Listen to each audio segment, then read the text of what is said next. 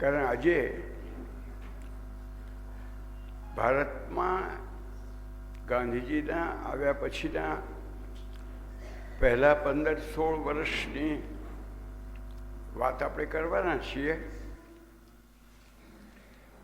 અને આ ધૂનનો જે મુખ્ય સૂર છે એ 15-16 વર્ષનો સાર આપી શકે એવો એક શબ્દ છે, લોક જાગરણ.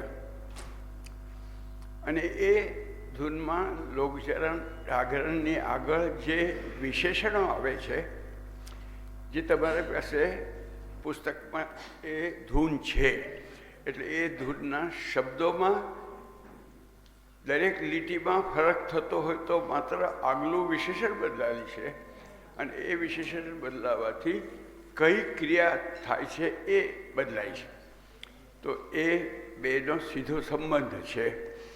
એટલે એ રીતે એ ધૂન આપણે ધ્યાન દઈશું અને જેને ઝીલવી હોય એ ઝીલીશું. પાન નંબર 99, 32મી ધૂન, લોક જાગરણ, પ્રચંડ લોક જાગરણ.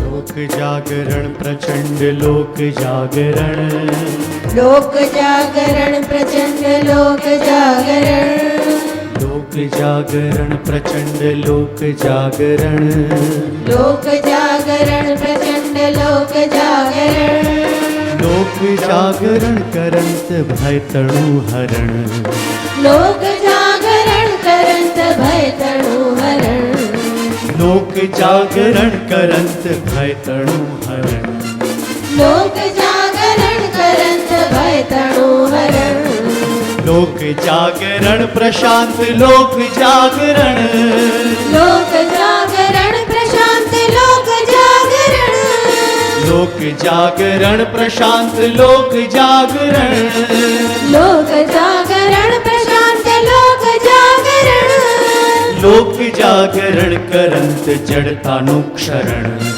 लोक जागरण करंत जड़तानु क्षरण, लोक जागरण करंत जड़तानु क्षरण, लोक जागरण करंत जड़तानु क्षरण, लोक जागरण प्रदीप्त लोक जागरण, लोक जागरण प्रदीप्त लोक जागरण, लोक जागरण प्रदीप्त लोक जागरण, लोक जागरण प्रदीप्त लोक जागरण, लोक जागरण करंत चेतना वर्षण, लोक जागरण करंत चेतना वर्षण, लोक जागरण करंत चेतना वर्षण, लोक जागरण करंत चेतना वर्षण, लोक जागरण अहिंस्र लोक जागरण, लोक जागरण अहिंस्र लोक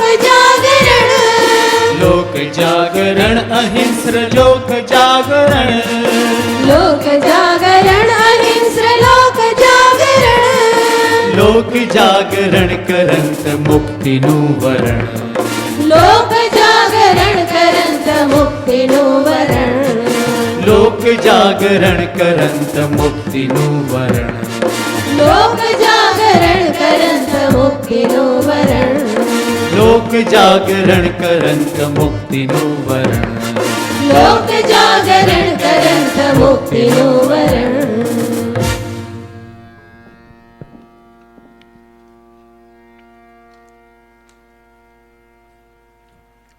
આપણો પહેલો વિષય આશ્રમ છે.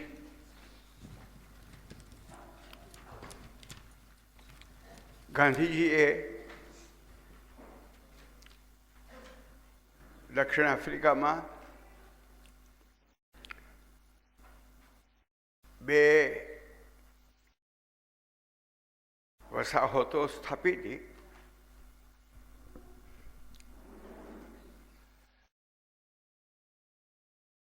પણ એમાં ફિનિક્સ સેટલમેન્ટ અથવા ફિનિક્સ વસાહત કહી અને જોહાનિસબર્ગ પાસે ટ્રાન્સવાલમાં જે કરી એને એમણે સીધું ટોલ્સ્ટોયના નામ સાથે જોડ્યું અને ટોલ્સ્ટોય ફાર્મ કહ્યું. એક સેટલમેન્ટ, એક ફાર્મ. પોતે જ્યાં આવીને વસ્યા એને આશ્રમ પહેલી વાર એમણે અમદાવાદમાં આવ્યા પછી શબ્દ વાપર્યો. પણ ભારતીય સંસ્કૃતિને માટે અત્યંત જાણીતો એવો શબ્દ.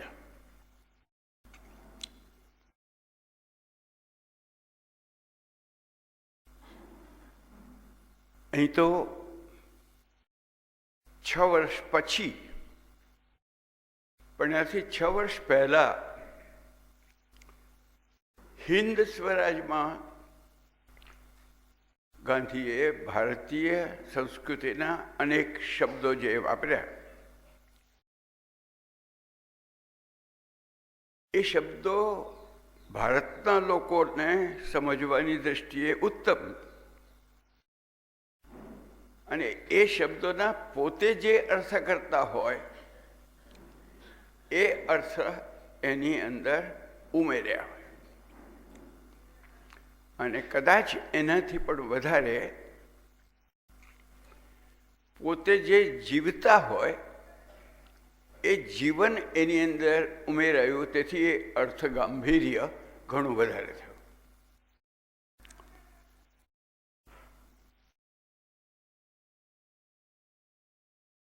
રવિન્દ્રનાથનો જ એક નાનો સરખો કિસ્સો છે કે એક દિવસે પોતાના ઘરની બહાર બગીચામાં બેઠા બેઠા આગલા દિવસની ડાયરી લખતા હતા અને એમની પોયત્રી કે દોહિત્રી પાછળ ખભા ઉપર ઊભીને અને દાદાજી શું લખે છે એ ડોક્યું કરીને જોતી હતી. દાદાજી આગલા દિવસના કંઈક પ્રસંગો લખતા હશે કે જે થયું હશે. એમાં દાદાજીએ એ દીકરી સાથે શું વાતચીત કરી એ પણ પાછી લખી. એટલે પેલી પાછી વાંચે એટલે વચ્ચે રોકી, દાદાજી આવું ખોટું કેમ લખો છો? તો કે કેમ ખોટું? કે તમે આ મારે નામે જે લખ્યું છે એ તો મને ખરું સમજાતું નથી. કે એવું તે તમે લખ્યો છે, આવું કેવું? ત્યારે ગુરુદેવે એનો જવાબ આપ્યો કે બેટા, તું જે બોલી અને તું જે મારી સામે જીવે છે એ બે સમજીને હું જે સમજ્યો તે મેં લખ્યું. એવું જ આ હિન્દ સ્વરાજનું થયું કે એમણે શબ્દો જે વાપર્યા એ શબ્દોના પોતે જે અર્થો કર્યા અને એ ઉપરાંત એને એમણે જે જીવી જાણ્યું એ ત્રણેય મળીને જે અર્થ થયા તે ગાંધીનો આશ્રમ. આ આશ્રમમાં સાંદીપનીના આશ્રમમાં કૃષ્ણ અને સુદામા ભણવા જાય, કે વશિષ્ઠ વાલ્મીકીના આશ્રમમાં ભણવા જાય, તો ગુરુકુળની એક કલ્પના બ્રહ્મચર્ય આશ્રમથી માંડીને સંન્યાસ આશ્રમ સુધીના જીવનની જુદી જુદી અવસ્થાના વર્ણનો એ પણ પાછા આશ્રમની અંદર એ અર્થમાં બીજા અર્થમાં એ આવે. ગાંધી એને એક નવા અર્થનો ઓપ આપ્યો, અને તે ઓપ એ હતો જે મુખ્ય તો પહેલા તો એના નામમાં, એના આખા દૈનિક જીવનમાં અને એના બંધારણમાં દેખાતો.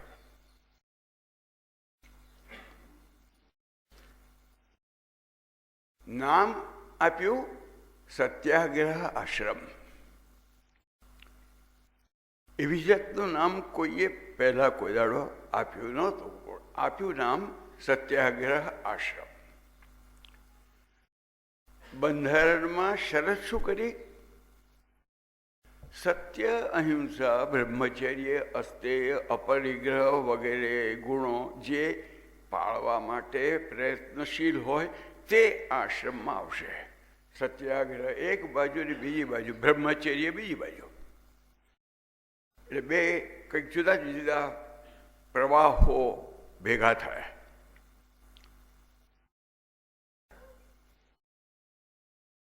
અને એ આશ્રમના બંધારણની પહેલી કલમ મૂકી. અને એ જુઓ, આ માણસની દૃષ્ટિ અત્યારે એ આપણને એનું રહસ્ય કદાચ ઘણું વધારે સમજાય આપણે આંખ ઉઘાડીને જોઈએ તો. ઉદ્દેશ્ય આશ્રમનો શું? વિશ્વ હિતનું અવિરોધી એવી દેશ સેવા. દેશ સેવા જ કરવી છે, પણ એવી દેશ સેવા કે જગતની સેવાના વિરોધમાં ન જતી હોય, દેશ જેમાંથી માનવતાનું કલ્યાણ થતું હોય એવી જાતની દેશ સેવા કરવી છે. આટલું અનુસંધાન એ એક નાનકડા વાક્યાંશની અંદર એમણે જોડી. હવે આ ત્રણ વસ્તુઓ ભેળવો. સત્યાગ્રહને માટેની તાલીમ એ આશ્રમમાં અપાય, અને એ તાલીમ આપનારા લોકો કેવા હોવા જોઈએ અને કેવા થવા જોઈએ, એમની સાધના કેવી હોવી જોઈએ, એ એની પેલી શરતોમાં આવે. અને કરવું શું છે? દેશની જ સેવા કરવી છે, પણ દેશની સેવા એવી કરવી છે કે દેશના કામ મારફત દુનિયાને શીખવી શકે. આટલી ત્રણ વસ્તુઓનો વિચાર ગાંધીના આ એક નિર્ણયની પાછળ આવતો હતો. આ આશ્રમ કોચરબમાં પહેલાં તો ભાડે લીધેલા એક મકાનમાં, ત્યાં આગળ પ્લેગ ફાટી નીકળ્યો એટલે પછી બહાર જવાની જરૂર પડી, પણ સાબરમતીને જ કાંઠે એ પાછો વસ્યો. હવે આપણે જગ્યા જાણીએ છીએ ત્યાં મારા મા બાપ શરૂઆતથી આવેલા એટલે એમને મોઢે વાતો સાંભળી છે, મારા જન્મ પહેલાંની વાત. પણ લગભગ આખું ખેતર ગોખરુંથી ભરેલું, એટલે પહેલાં તો એને ગોખરું બધા સાફ કરવાના કાંટા, અને એને જમીનો સરખી કરવાની, ઘરો બાંધવાના, નદીની રેતમાંથી રેતીના તગારા ભરી ભરીને ઉપર લાવવાના, અને એ નીચેથી ઉપર લાવવાના. પાછો વાણીઓ એનો હિસાબ ગણે. એક તગારું નીચેથી ઉપર જાય તેની એક પાઈ ગણે, એટલે આનાનો 12મો ભાગ, એટલે 12 તગારા થાય તો એનો એક આનો મળે. અને પછી મહાદેવ દેસાઈ કે નરહરી કેટલી કમાણી થઈ? તો કે આજે આનો થયો, કે દોઢ આનો થયો, કે 2 આના થયા. ઓહો, મારી પણ લગભગ એટલી જ થઈ છે. આપણે બે ભેગા કરીને આજે ખાઈશું. એટલે ખાવાનું કેટલું? આ 12 આ પૈ થઈને જેટલું થયું હોય એટલું એમાંથી ખાઈશું. પણ તે વખતે આટલામાં થોડુંક દૂધ મળી જતું હતું, થોડા મમરા મળી શકતા હતા, અથવા કોઈક વાર શીંગ ને ખજૂર મળી જતા હતા. એટલે સાંજનું ખાવાનું એમાં થઈ જતું. એટલે એ અને આ તગારા વહીને જનારા લોકોમાં એક અમદાવાદના સૌથી વધુ ધનવાન કુટુંબની એક બાઈ, જેનું નામ અનસુયા સારાભાઈ, અંબાલાલ સારાભાઈની મોટી બહેન. એ પેલા તગારા લઈ જનારામાંની બહેન. એ બધા આવા ભેગા કરી અને એમાંથી ઘર થોડાક જે બન્યા. હવે તો નવા બનેલા ઘરો છે, પણ તમને જે મગન કુટીર એમાં દેખાશે, થોડોક હશે, કદાચ હૃદયકુંજનો પણ હશે. હૃદયકુંજ પણ એનાથી પાછળથી બન્યું છે, પણ એમાંથી બન્યા. અને પછી સડકની આ બાજુની જે ચાલ, મેં તો સામાન્ય રીતે આગલી ચાલ ને પાછલી ચાલ એમ કહેતા. એ આગલી ચાલ ને પાછલી ચાલ બનતી હતી ત્યારે પહેલું ચોમાસું એવું કે વનમાળા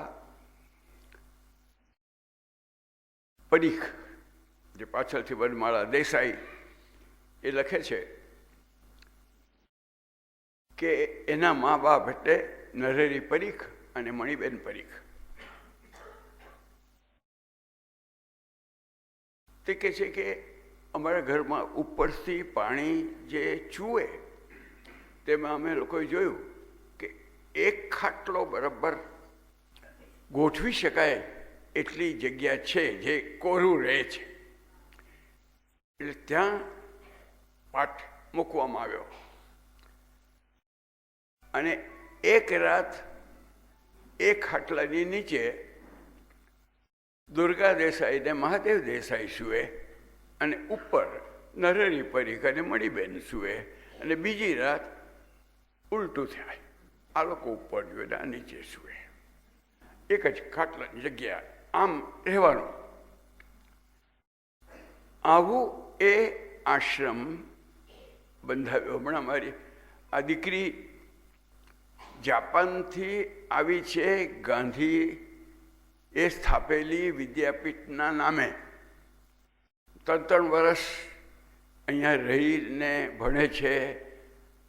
અને કાલે કહેતી હતી કે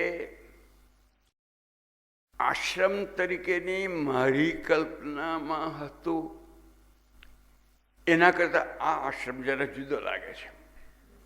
મેં કહું બરાબર છે, તારી કલ્પનામાં કદાચ પેલો પાઠ હશે, કારણ કે એણે એક કરતાં વધારે ગાંધી કથાઓ સાંભળી છે, એટલે એની કોણ જાણે કેવી કલ્પના હશે ખબર નહીં.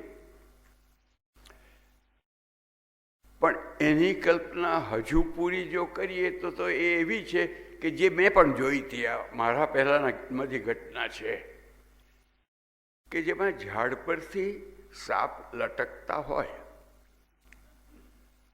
અને ગાંધીનું કંઈક એવું ભાગ્ય કે સાબરમતીમાં અને સેવાગ્રામમાં બંને જગ્યાએ દેશના સૌથી વધુ વિષાક્ત સર્પો ખરા. એટલે નાગદેવતા તો ખરો જ, પણ રસલ્સ વાઇપર અને ક્રેટ પણ ખરો. અને બીજું ભાગ્ય એ કે ગાંધીના આખા નિવાસ દરમિયાન સર્પદંશથી કોઈ મર્યું નથી. સર્પદંશ થયા છે, નાગનું દંશ પણ થયો છે, પરંતુ કોઈ મર્યું નથી. એ પણ એક હકીકત, એમાં કોઈ ચમત્કાર બમત્કાર કોઈ સમજશો નહીં. ગાંધી માનવા તૈયાર ન હોતા.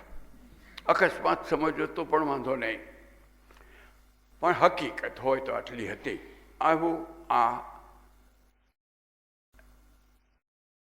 એનું સ્વરૂપ.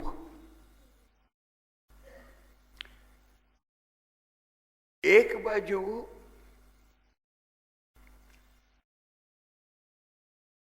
ભારતની સ્વતંત્રતા માટેની લડાઈના સૈનિકોને તૈયાર કરવા માટેનું, સત્યાગ્રહીઓને તૈયાર કરવા માટેનું ની છાવણી, અને બીજી બાજુથી શ્રીમદ રાજચંદ્ર જે મોહનદાસને મહાત્મા નહોતા થયા, કર્મવીર ગાંધી પણ નહોતા થયા, ત્યારે જેને મોક્ષાર્થી તરીકે જેનો ઉલ્લેખ કરતા હતા, એ મોક્ષાર્થી મોહનદાસ ના આશ્રમની આધ્યાત્મિક સાધના. આ બેનો મેળ, એટલે પહેલે દિવસથી હું કહેતો હતો તે રીતે વ્યક્તિગત સાધના અને સામાજિક ક્રાંતિ, એ બેનો મેળ એ આશ્રમની સાથે સાથે સાથે થતો જતો. અને એ આશ્રમનો સાર હતો. એ ભારતમાં આવ્યા એના પહેલા ગાંધીજી ને દક્ષિણ આફ્રિકામાં એ હતા ત્યારથી ઓળખનારા કેટલાક ભારતીયો હતા.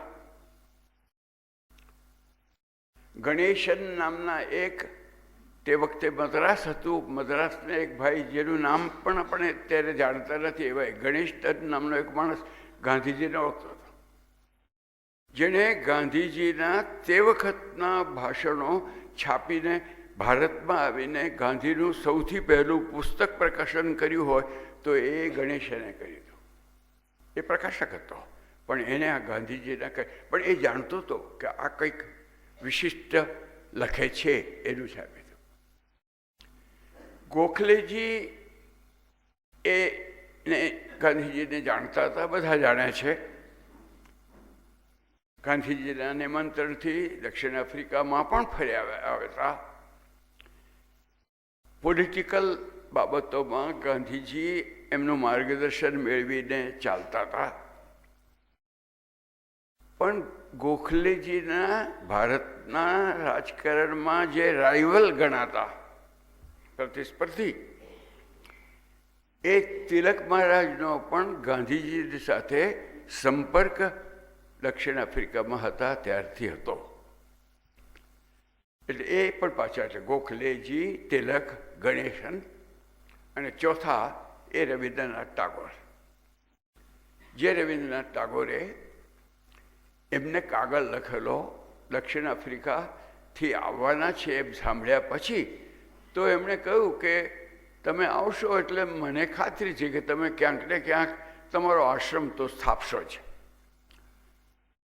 પણ આશ્રમ સ્થાપશો તો એનો થોડો વખત લાગશે,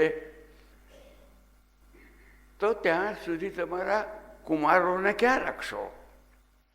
એટલે આશ્રમમાં જે બધા છોકરાઓ હશે મારા આશ્રમમાં રાખજો, એમ કરીને શાંતિ નિકેતનનું આતિથ્ય એમને ઓફર કરી રાખેલું કે આ છોકરાઓને તમે તમારો આશ્રમ થાય ત્યાં સુધી હું રાખવા તૈયાર છું, એમ કરીને એમને રાખેલા. એટલે ચોથું જાણનારા એમને જ વિશે એવી વાયકા છે જે સાચી નથી કે સૌથી પહેલા ગાંધીજીને મહાત્મા કહેનારા એ ટાગોર હતા. એ વાત સાચી નથી. જે મને માહિતી છે તે મુજબ જેતપુરના એક ભાઈએ, રાજકોટ પાસે જેતપુરના એક ભાઈએ આફ્રિકામાં ગાંધી હતા ત્યારે એક પત્ર લખેલો, અને એ પત્રમાં સંબોધનમાં મહાત્મન એમ કરીને લખેલું. એને કંઈક ચકા ભટ્ટ કે એવું કંઈક એની અટક ભટ્ટ હતી, પણ એનું ટૂંકું નામ ચકા ભટ્ટ કે બકા ભટ્ટ કે એવું કંઈક હતું અત્યારે મને ખ્યાલ નથી, પણ ભટ્ટ અટક હતી. એ પહેલાં સૌથી પહેલાં મહાત્મા તરીકે કહ્યું હશે, એના પહેલાં કોઈએ કહ્યું હોય તો ખબર નથી, નોંધાયેલું હોય તો આ છે. અને પછી આખા દેશમાં ગાંધીજી જ્યારે પહેલા વર્ષે ગોખલેના આદેશ મુજબ ફર્યા, ત્યારે ગોંડલના રાજાએ એમને જે સન્માનપત્ર આપ્યું હતું, એ સન્માનપત્રમાં કંઈ 3-4 જુદા જુદા વિશેષણો હતા. એમાંનું એક વિશેષણ મહાત્માનું હતું. અનુમાન એ છે કે જેતપુર ત્યારે ગોંડલ સ્ટેટનો ભાગ હતો ને આ જ નાગરિકે એનો ડ્રાફ્ટ પણ ઘડ્યો હશે. અને આ અનુમાન એના પરિવારવાળાઓ તો બિલકુલ કે જ છે, તે લોકોએ તો નાની સરખી પુસ્તિકા જ છાપી દીધી છે કે ગાંધીજી અને મહાત્મા કહેનારા અમારા આ વડવા, એની નાની સરખી પુસ્તિકા પણ છે. અનુમાન છે. જાહેર રીતે મહાત્માને કહેનારા રવિન્દ્રનાથ ટાગોર, પછી આખી દેશમાં એને એ મહાત્મા તરીકે આ બે જણ જ્યારે મળે ત્યારે એકબીજાને નમસ્કાર કરે. રવિન્દ્રનાથ ગાંધીજી કરતાં 7 વર્ષ મોટા, અને ગાંધીની એવી ટેવ કે જો થોડુંક પણ મોટું હોય તો એને વાંકા વળીને પગે લાગે. એટલે કે એમની સગી બેન રળિયાત બેન, જેને અમે રળિયાત ફૈબા કહેતા, એ રળિયાત ફૈબા એકવાર એમના તબિયતને ખબર કાઢવા આવ્યા. ઉપવાસમાં હતા કે માંદગીમાં હતા, ને એ તો સૂતેલા હતા.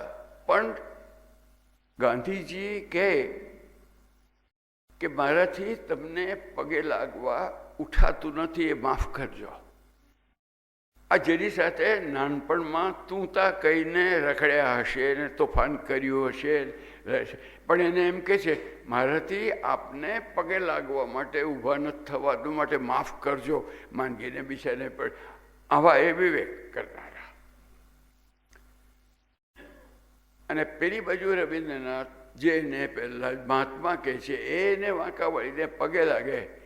એટલે આ જાપાનમાં જ્યારે આપણે કોઈક નવા માણસોને મળ્યા હોય તો એ લોકો આમ વાંકા વળી અને પ્રણામ કરે. વિનય વિવેક એ કહેવાય. જે વધારે વાંકો વળે તે વધારે વિનય. એટલે પેલો વળે ને પછી સામસામે હરીફાઈ થાય કે કોણ વધારે વળે. એ આવું બે જણને સામસામા વળતા મેં જોયા છે. કોણ વધારે વળે આવું કરે. આ આશ્રમ નું મેં એક પેલું તો ચિત્ર આપ્યું. એક બીજું ચિત્ર. બધી આશ્રમની ક્રિયાઓ જુદા જુદા લોકો પોતપોતાની આવડત અને અથવા પોતપોતાની જવાબદારી માફક કરે. પણ કેટલીક ક્રિયાઓ બધા સાથે મળીને કરે. અમારા સોમાભાઈ હતા, એ ગૌશાળા સંભાળે, એટલે એ આખા દિવસ ગૌશાળામાં હોય. ને પ્રેમાબેન હતા, એ કન્યાશાળા છાત્રાલયનું જોતા હતા, એટલે એનું કામ એ હોય. એવા જુદી જુદી જવાબદારીઓ જુદી જુદી હોય. કોઈક વર્કશોપ સંભાળે, કોઈક બીજા કામો સંભાળે. મહાદેવભાઈ જેવા હોય તે બાપુનું દફતર જ લઈને બેઠેલા હોય.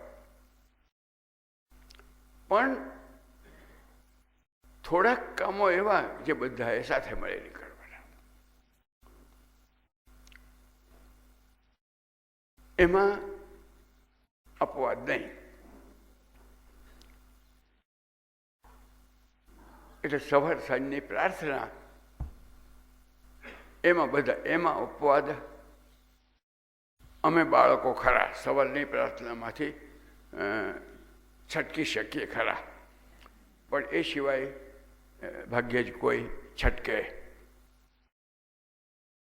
છટકવા ઈચ્છનારા લોકો તો હતા એ હું જાણું છું, પણ છટકતા હતા કે નહીં એ હું કહી શકતો નથી.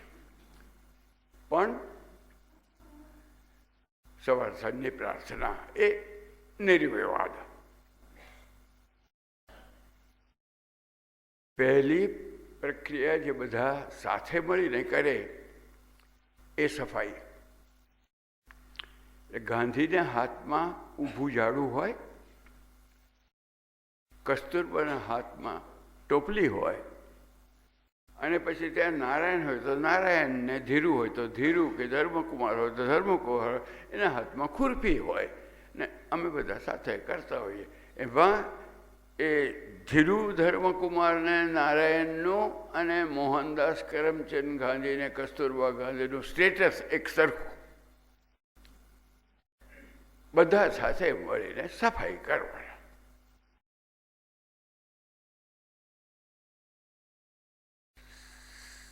સાબરમતી આશ્રમમાં તો જમતા પહેલા, સેવાગ્રામ આશ્રમમાં કોઈક વાર બપોર પછી બીજી એક ક્રિયા જેમાં બધા સાથે મળીને કરે તે હતું કાંતણ. બધા જ કાંતે, કોઈ તકલીફ પર, કોઈ રેટિયા ઉપર. વળી પાછળથી તો એકવાર મગન રેટિયો પણ નીકળેલો કે જેમાં બે હાથે બે બાજુથી બે તાર કાઢવાના હોય ને એનું પેડલ પગથી ચલાવવાનું હોય એવો મગન રેટિયો પણ હતો. જુદી જુદી જાતના રેટિયાના આ પ્રયોગવીર એ માત્ર સત્યના જ પ્રયોગ કરતો નહોતો, રેટિયાના પણ પ્રયોગ કરતો હતો, બધી અનેક ખોરાકના પણ પ્રયોગ કરતો હતો, અને ઉપચારના પણ કરતો હતો, અનેક જાત. તેમાં રેટિયાનો પણ હતો. જે પ્રયોગનું એક પરિણામ યરોડા જેલમાં બેઠા બેઠા એમણે રેટિયાની ડિઝાઇન કરીને સાબરમતીને બારડોલી મોકલી. તેમાંથી રેટિયો નવો બની ગયો, જે પેલો ઊભો રેટિયો હતો એને બદલે આડો પેટી રેટિયો બન્યો, જેનું નામ એણે પેટન્ટ કરાવ્યું. ને પેટન્ટ કરાવ્યું તો કંઈ ગાંધી ચરખો ન બન્યો, એનું નામ આપ્યું યરોડા ચક્ર. પેટન્ટ સૂઝે તો શું કરે, આને આપણે યરોડા જેલમાં સૂઝ્યું છે એટલે એનું નામ આપો યરોડા ચક્ર, એવું નામ એને બનાવ્યું. આવા બધા પ્રયોગ. પણ રેટિયો એ બીજી ક્રિયા. આ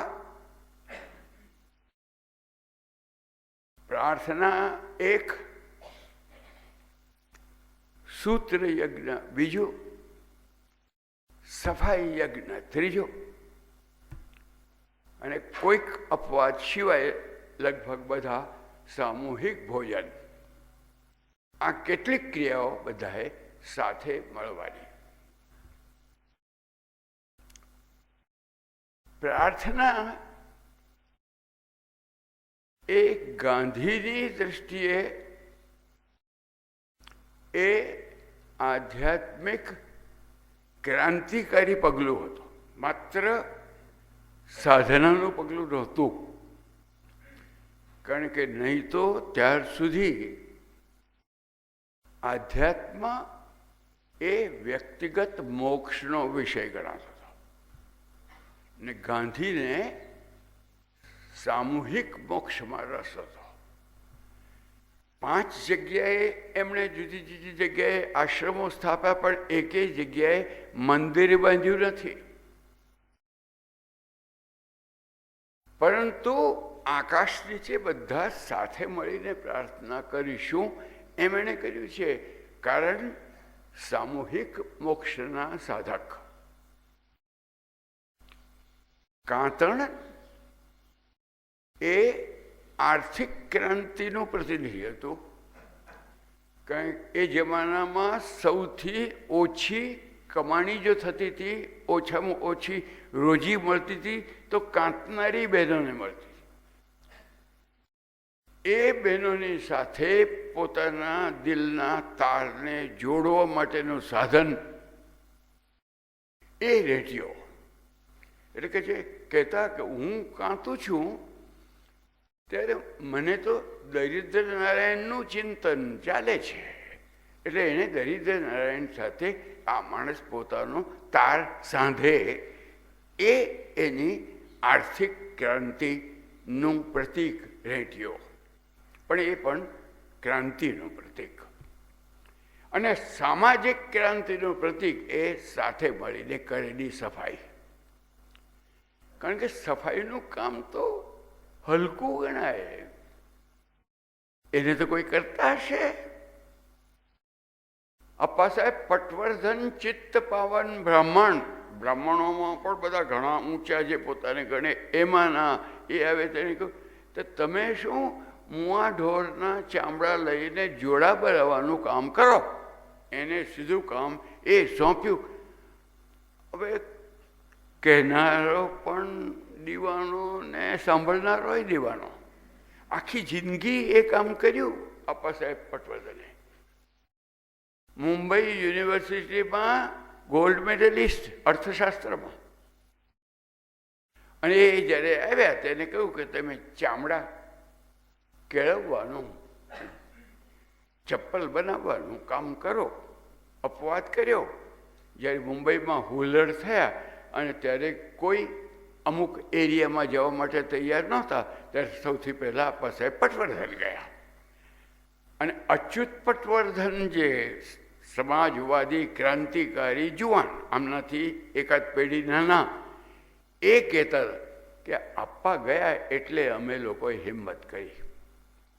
અમને જવાની હિંમત અપ્પા સાહેબના જવાને લીધે થઈ કે આ એરિયામાં તો કોઈ જાય જ નહીં, ત્યાં જાય એટલે કપાઈ જ જવાય એમ સમજનારો ત્યાં સૌથી પહેલાં. એટલે એવો અપવાદ કર્યો. પણ નહીં તો એ રત્નાગીરી જિલ્લાના નાના સરખા ગામમાં, એ ગામનું નામ પણ પછી એમણે બદલેલું ગોપુરી. એ ગોપુરીની અંદર, બાકી તો કણકવલી ગામ, તે કણકવલીમાં એણે ગોપુરીમાં આ ચામડા બનાવવાનું કામ પણ કર્યું. એ સામાજિક ક્રાંતિ કે કોઈ કામ હલકું નથી, કોઈ કામ ઊંચું નથી. સમાજમાં ઊંચ નીચનો ભાવ ન રહે એ ભાવ ક્રાંતિનું પ્રતીક એની અંદર આપણને દેખાય. આ આશ્રમનું એમના મનમાં મહત્વ. પ્રયત્નશીલ, જેટલું પહોંચી શકાય એટલું પહોંચો. કોઈને તમને અહીંયા ન ફાવે તો છૂટા થાઓ એમ પણ કહ્યું છે.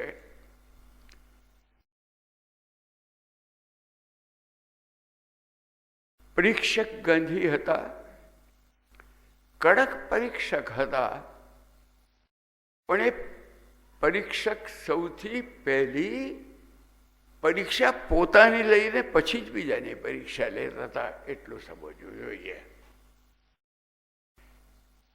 એટલે હું ગઈકાલે બોલતા મેં ભૂલ કરીને સ્વામીજીએ મને એની તરફ ધ્યાન ખેંચ્યું બહુ મધુર ભાષામાં, પણ હું બહુ ઋણી છું કે એમને ધ્યાન ખેંચ્યું. મેં પ્રથમ પુરુષ એક વચન કહ્યું. એ પ્રથમ પુરુષ એક વચન એ અંગ્રેજી વ્યાકરણનો અનુવાદ થયો, કારણ કે એમાં ફર્સ્ટ પર્સન સિંગ્યુલર કહેવાય. બાકી સંસ્કૃતમાં કહેવું હોય તો ઉત્તમ પુરુષ કહેવું પડે. એ એમણે ધ્યાન ખેંચ્યું, બહુ સાચી વાત. એટલે આ ગાંધીની ક્રાંતિ ઉત્તમ પુરુષથી શરૂ થતી. એટલે પોતે પરીક્ષક પોતાના, અને એ પરીક્ષક હોય પછી કોઈક વાર ગ્રેસ માર્ક્સ પણ આપે, કોઈક વાર ઉદારતાથી પણ જુએ, અને પછી છૂટ ભલે આપતા હોય, પણ પછી જે કંઈ પરીક્ષા લેવાની હોય તેવી રીતે આશ્રમવાસીઓને જોતા. અને એ જે જોતા એમાં ટેસ્ટ જો હોય તો એ એમના 11 વ્રતો. પહેલાં તો એક નિયમાવલી, આશ્રમની નિયમાવલી કરી લખી અને એ નિયમાવલી મોકલી આપી આખા દેશમાં. એની ઘણી નકલો છાપીને લોકોના અભિપ્રાયો પૂછ્યા. એ અભિપ્રાયો જોઈને એમાંથી એમણે પણ વિચારો કર્યા હશે, પણ અહીંયા આવ્યા પછી એમણે કહ્યું કે ના, આપણે એક તો મોટો ફેરફાર કરો. કે હવે આપણે એને નિયમ નથી કહેવા, વ્રત કહો. નિયમ તો લીધેલો હોય તે જરૂર પડે તો બદલી શકાય. વ્રત એવું કે એકવાર લીધું એટલે પછી આજીવન ચાલે, એટલે આખા જીવન માટે જે લાગુ પડનારો નિયમ એ વ્રત, એ અર્થમાં એમણે કહ્યું. એની પર તો એમણે મંગલ પ્રભાતની અંદર 1 કે 2 પ્રકરણો ઉમેરી દીધા એ વિષયને સમજાવવામાં. આ 11 વ્રતો, એમાં 5 એ સામાન્યપણે બધા જ ધર્મોએ માન્ય રાખેલા. સત્ય, અહિંસા, બ્રહ્મચર્ય, અસ્તેય, અપરિગ્રહ. આ શબ્દમાં ના હોય તો જરા જુદા શબ્દોમાં, પણ આ ભાવ લગભગ બધા ધર્મોએ માનેલો.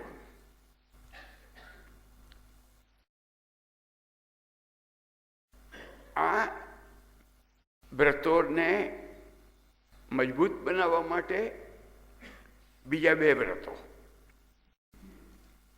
ઓક્સિલરી કહી શકાય. એક તો અભય. બાકીના 10 વ્રતો અભય વિના ટકે નહીં. સત્ય તો પાળવું છે પણ ભય હોય તો કંઈ પડાય નહીં. અહિંસા જાળવવી છે પણ ભય હોય મનમાં તો ના થાય. બધા જ વ્રતને લાગુ પડે એવો જો કોઈ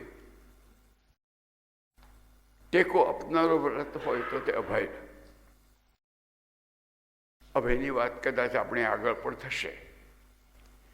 એવું જ એક બીજું વ્રત જે આ હવે હું મારી વ્યક્તિગત ભાષ્ય કહું છું કે એવું જ એક બીજું વ્રત અસ્વાદનું. અને એમનું એમ કહેવું હતું કે બ્રહ્મચર્યના પાલન માટે આ અસ્વાદનું વ્રત ખૂબ ઉપયોગી થાય છે. એમનું કહેવું હતું એકદમ આજીવન નૈષ્ઠિક બ્રહ્મચારીઓ લોકોને કેટલાકની સાથે ચર્ચા થતાં મેં સાંભળ્યું છે કે એમણે કહ્યું કે અમને એની કોઈ કંઈ ખાસ જરૂરિયાત લાગી નથી. એટલે અનુભવ જુદા જુદા લોકોના જુદા હોઈ શકે એમાં, પણ ગાંધીના મનમાં તો એમ હતું જ. ને મારું એમ માનવું છે, એ મેં ગઈકાલે વાત કરી હતી, એમાંથી પણ કદાચ એ થશે કે કદાચ હવે આ પણ કદાચ હું ગાંધી વિશે થોડોક લાડકો હોવાને કારણે અનુદાર થઈને કહેતો હું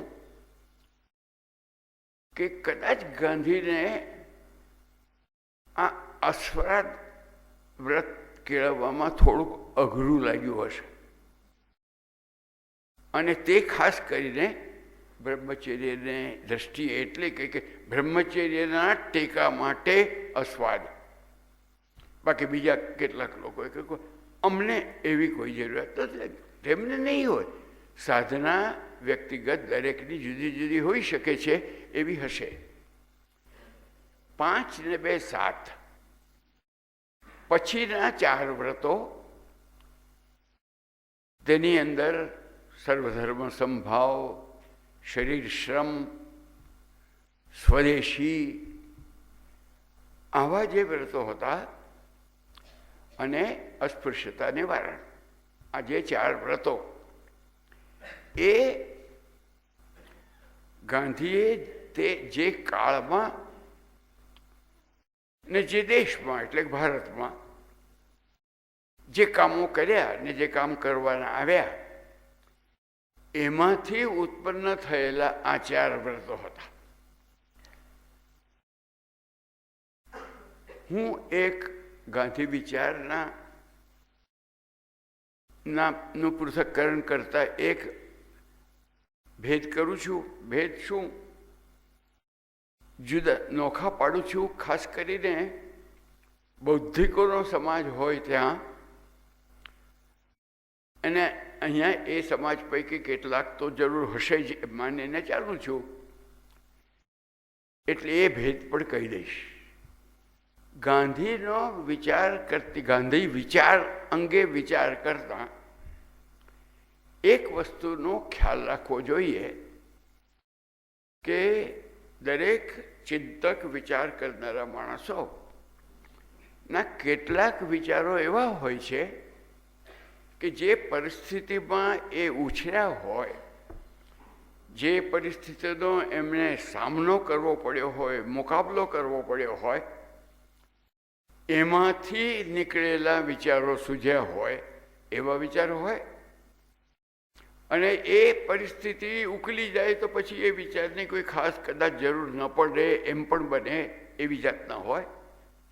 અને બીજા કેટલાક એવા વિચારો હોય કે જે એ દેશ અને કાળથી અબાધિત હોય, એને તે પણ ઓળંગીને જનારા હોય. જે દેશ કાળથી ની સીમામાં આવી શકે એવા, એને હું એ વિચારકોનું તંત્ર કહું છું. અને જે દેશકાળની સીમાને લાંઘીને જાય એને હું એનું તત્વ કહું છું. તત્વ તીર્થમાં બેઠા છીએ તો હું આ તત્વનો અર્થ એ કરું છું કે જેને દેશકાળની કોઈ સીમા નથી લાગતી તે તત્વ. પણ અસ્પૃશ્યતા જેવી વસ્તુ કોઈ દેશમાં હોય જ નહીં. મને તો લોકો પૂછે છે કે ભાઈ આ કાસ્ટ એટલે શું, એમને ખબર જ નથી કે જાતિ એટલે શું, જાણતા જ ન હોય. તો ત્યાં અસ્પૃશ્યતા નિવારણનો જે વ્રત છે એ એમને કંઈ લાગુ ન પડે. એ છેવટે તંત્રમાં આવે. પણ કોઈ એમ ના કહે કે સત્યની જરૂરિયાત અહીંયા છે ને પાકિસ્તાનમાં નથી.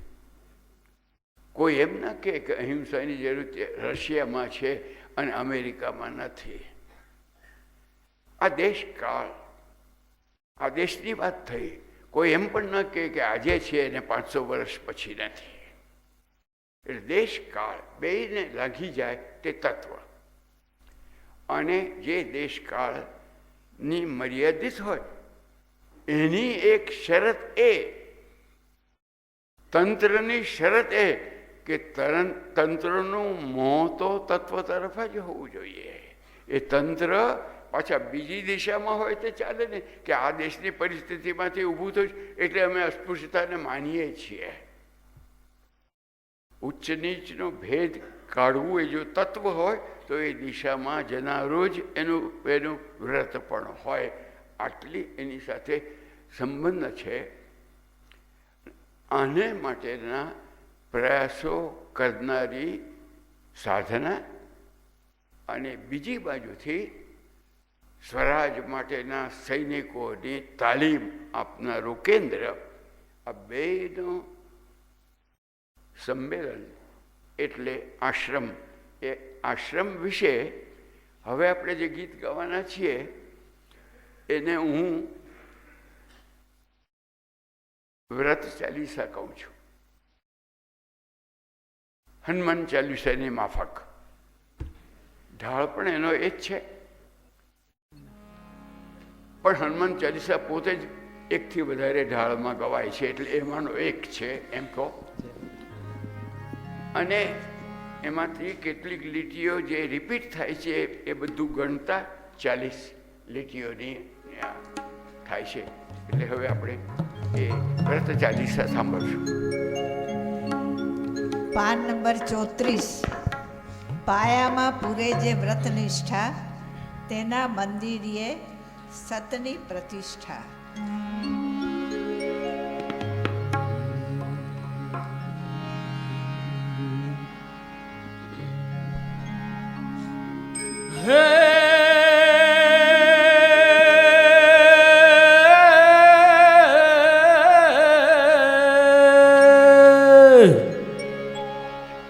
હે પાયામાં પૂરે જે વ્રત નિષ્ઠા, હે તેના મંદિરે સતની પ્રતિષ્ઠા. હે વ્રત આધારે ચડતો જાય, ષડરીપુ સાથે લડતો જાય. એ નમ્રપણે ચિત્તને સંશોધે હે તીવ્રપણે નિજને ઉદ્બોધે હે પાયામાં પૂરે જે વ્રત નિષ્ઠા હે તેના મંદિરે સતની પ્રતિષ્ઠા.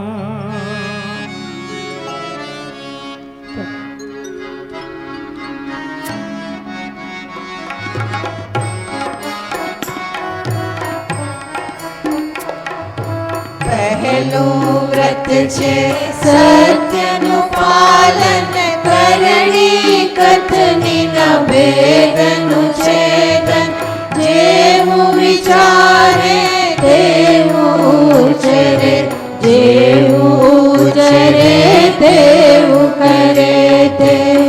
પહેલું વ્રત છે સત્યનું પાલન કરણી કથની ન ભેદનું છેદન જેવું વિચારે તેવું ઉચરે જેવું ઉચરે તેવું કરે તે. મનવાણી જે કર્મ સમાન સત્ય પૂજારી એને જજાણ સત્ય શોધતા લાગી અહિંસા અન્યના સત્યની કરન ઉપેક્ષા સર્જનકારી પ્રેમની શક્તિ પત્તર દિલ પીગળાવીએ શક્તિ નાએ જાણે ગલીએ પલાયન કાયરતાનો કરતી ઉન્મૂલન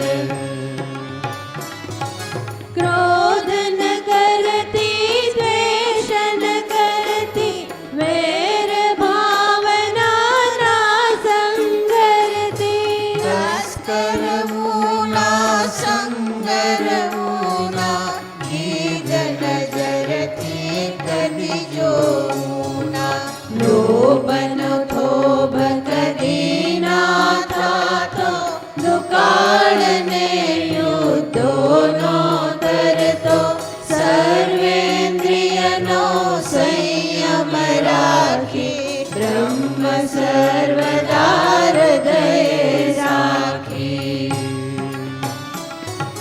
બ્રહ્મચર્યનો વ્રત રઢિયાળું પ્રભુના ચરણે ચિત્ત ધરનારું નર નારીને સમાન લેખે સૌને એક શાનાગ્નિક ફેંકે.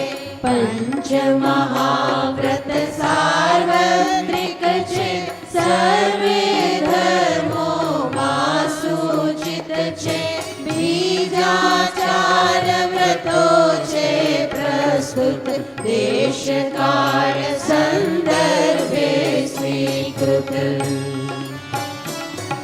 ધર્મ અને ધર્મજનોના તો માત સંતાન સમો સોહાતો નિજ માતાને સૌ કોઈ ચાહે પરમાતાને નાધિકારે સૌ ધર્મોને સમાન માને ના કોઈ ઓછો વધતો જાણે આભણ છેદના ભેદ મિટાવે ઊંચ નીચનો છેદ ઉડાવે.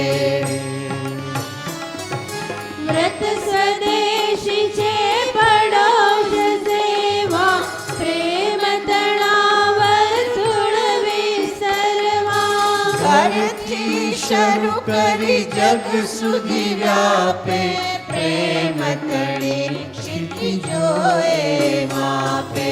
પડોશીના સુખ દુઃખ એ વહેંચે ત્યાર પછી આગળ એ પહોંચે પસીનો પાડી રોટલા ખાય શ્રમનો મહિમા સાચો ગાય.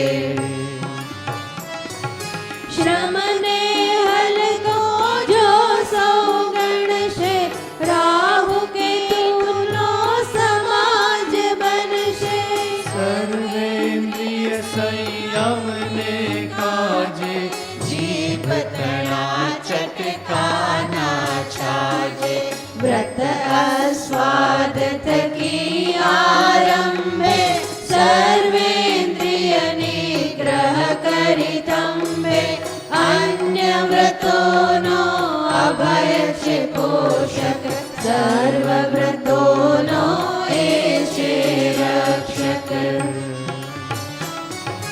અભય વિના વ્રત એક ટકે ના નિર્ભય જન ભૂલે ભટકે ના અભય વિના વ્રત એક ટકે ના નિર્ભય જન ભૂલે ભટકે ના જગમાં કોથી કદી ડરે ના એનાથી કદી કોઈ ડરે ના જગમાં કોથી કદી ડરે ના એનાથી કદી કોઈ ડરે ના અભય તણી તો એ છે ખૂબી વ્રતની ભીખ ના પર ઊભી આગિયારત જીવી જાણે ચિત્ત શુદ્ધિ સહક્રાંતિ માણે આગિયારત જીવી જાણે ચિત્ત શુદ્ધિ સહક્રાંતિ માણે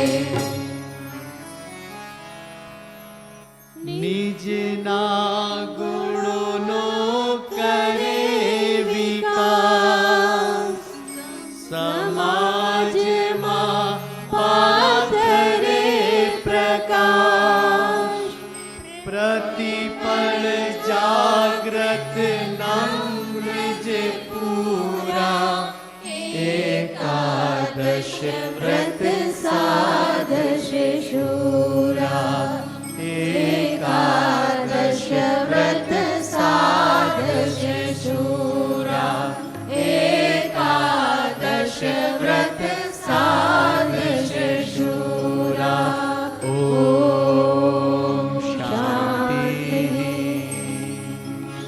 ઓમ શાંતિ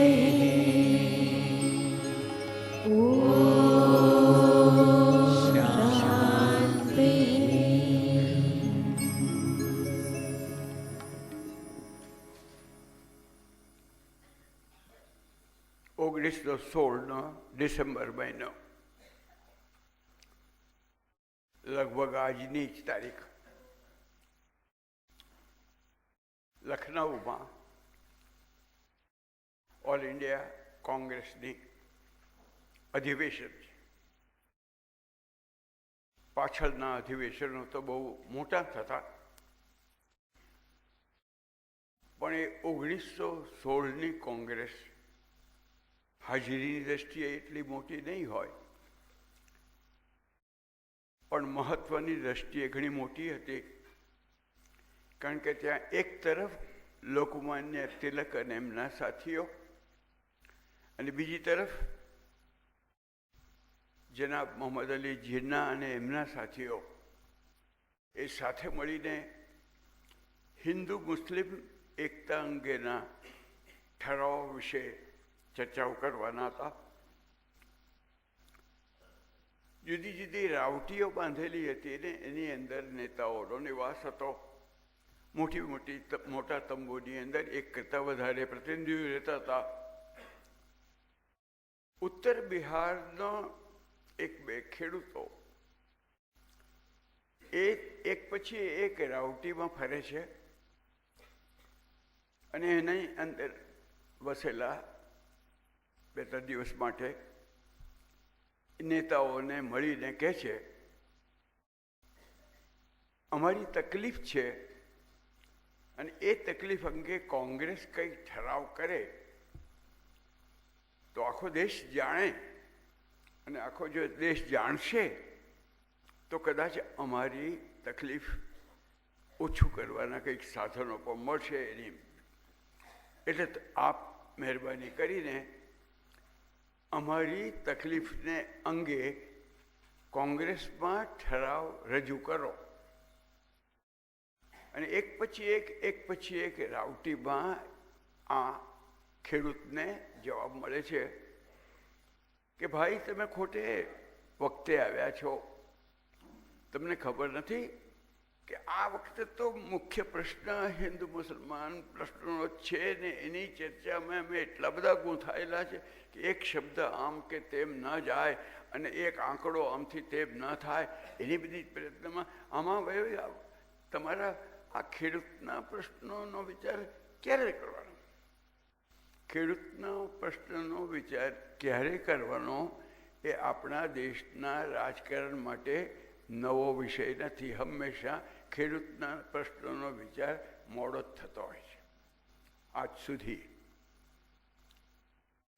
ત્યાં પણ એમ જ થયું ને એ લોકો ધક્કા ખાય છે કે ભાઈ અમારી વાત કોઈ મૂકશે નહીં.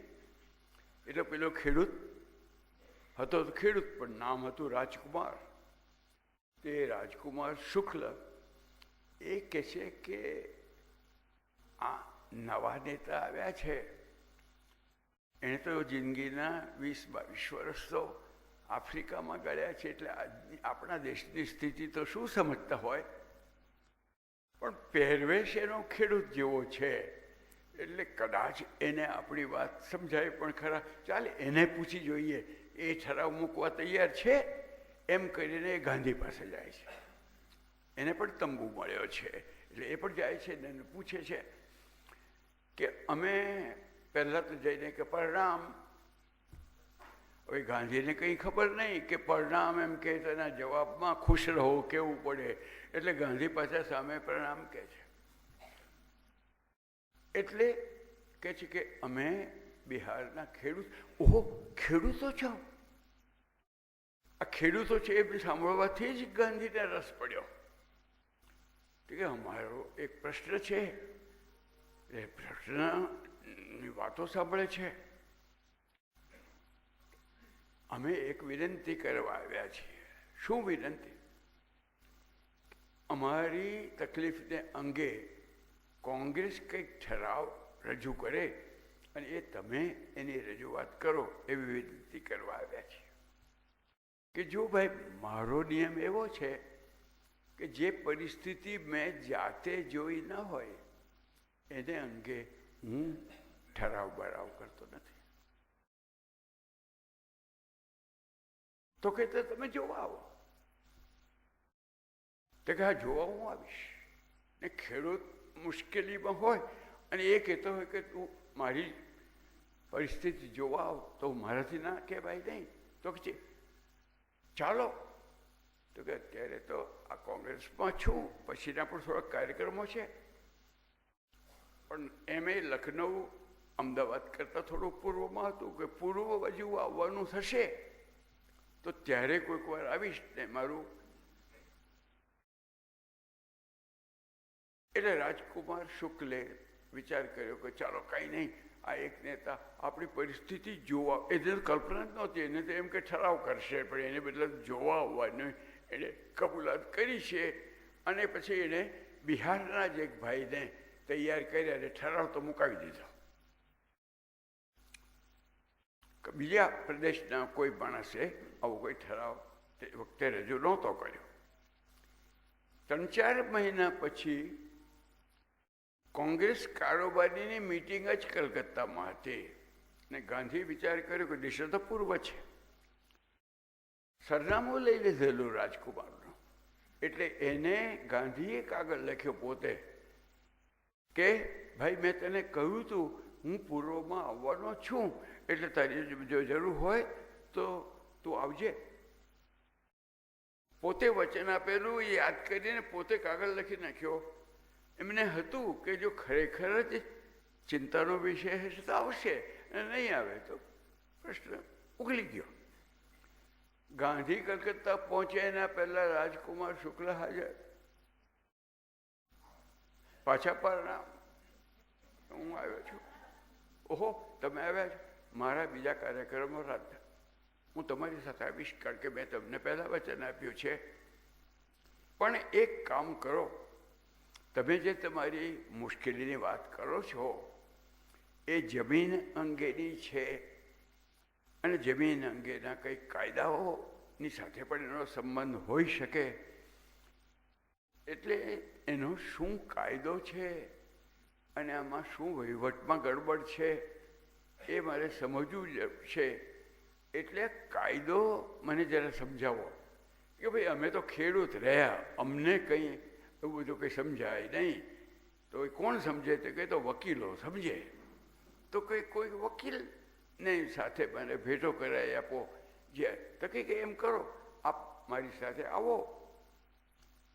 મારા જિલ્લામાં રસ્તામાં જ પટના શહેર આવે છે, અમારા રાજ્યની રાજધાની છે ને ત્યાં તો બધા ઘણા મોટા મોટા વકીલો છે. હું તમને કોઈક વકીલ પાસે લઈ જઈશ અને એ તમને આ સમજાવશે. કે જરૂર. રાતની એટલે એક દિવસની મુસાફરી કરતાં કરતાં સાંજને પોર પટના પહોંચ્યા. અને એક વકીલને ત્યાં જઈને કે ઉતારો, અમે એમને વકીલ, એ વકીલ સાહેબ તો જગન્નાથપુરીની યાત્રાએ ગયા છે. ક્યારે આવે છે? આવતીકાલે આવવાના છે. તો કે રોકાઈ શકે? કે રોકાવો, આ વરંડામાં રોકાવો. એને લાગ્યું કે 2 ખેડૂતો આવ્યા છે, મોટા મોટા પાઘડીવાળા. એ વરંડામાં રાત નિવાસો કર્યો.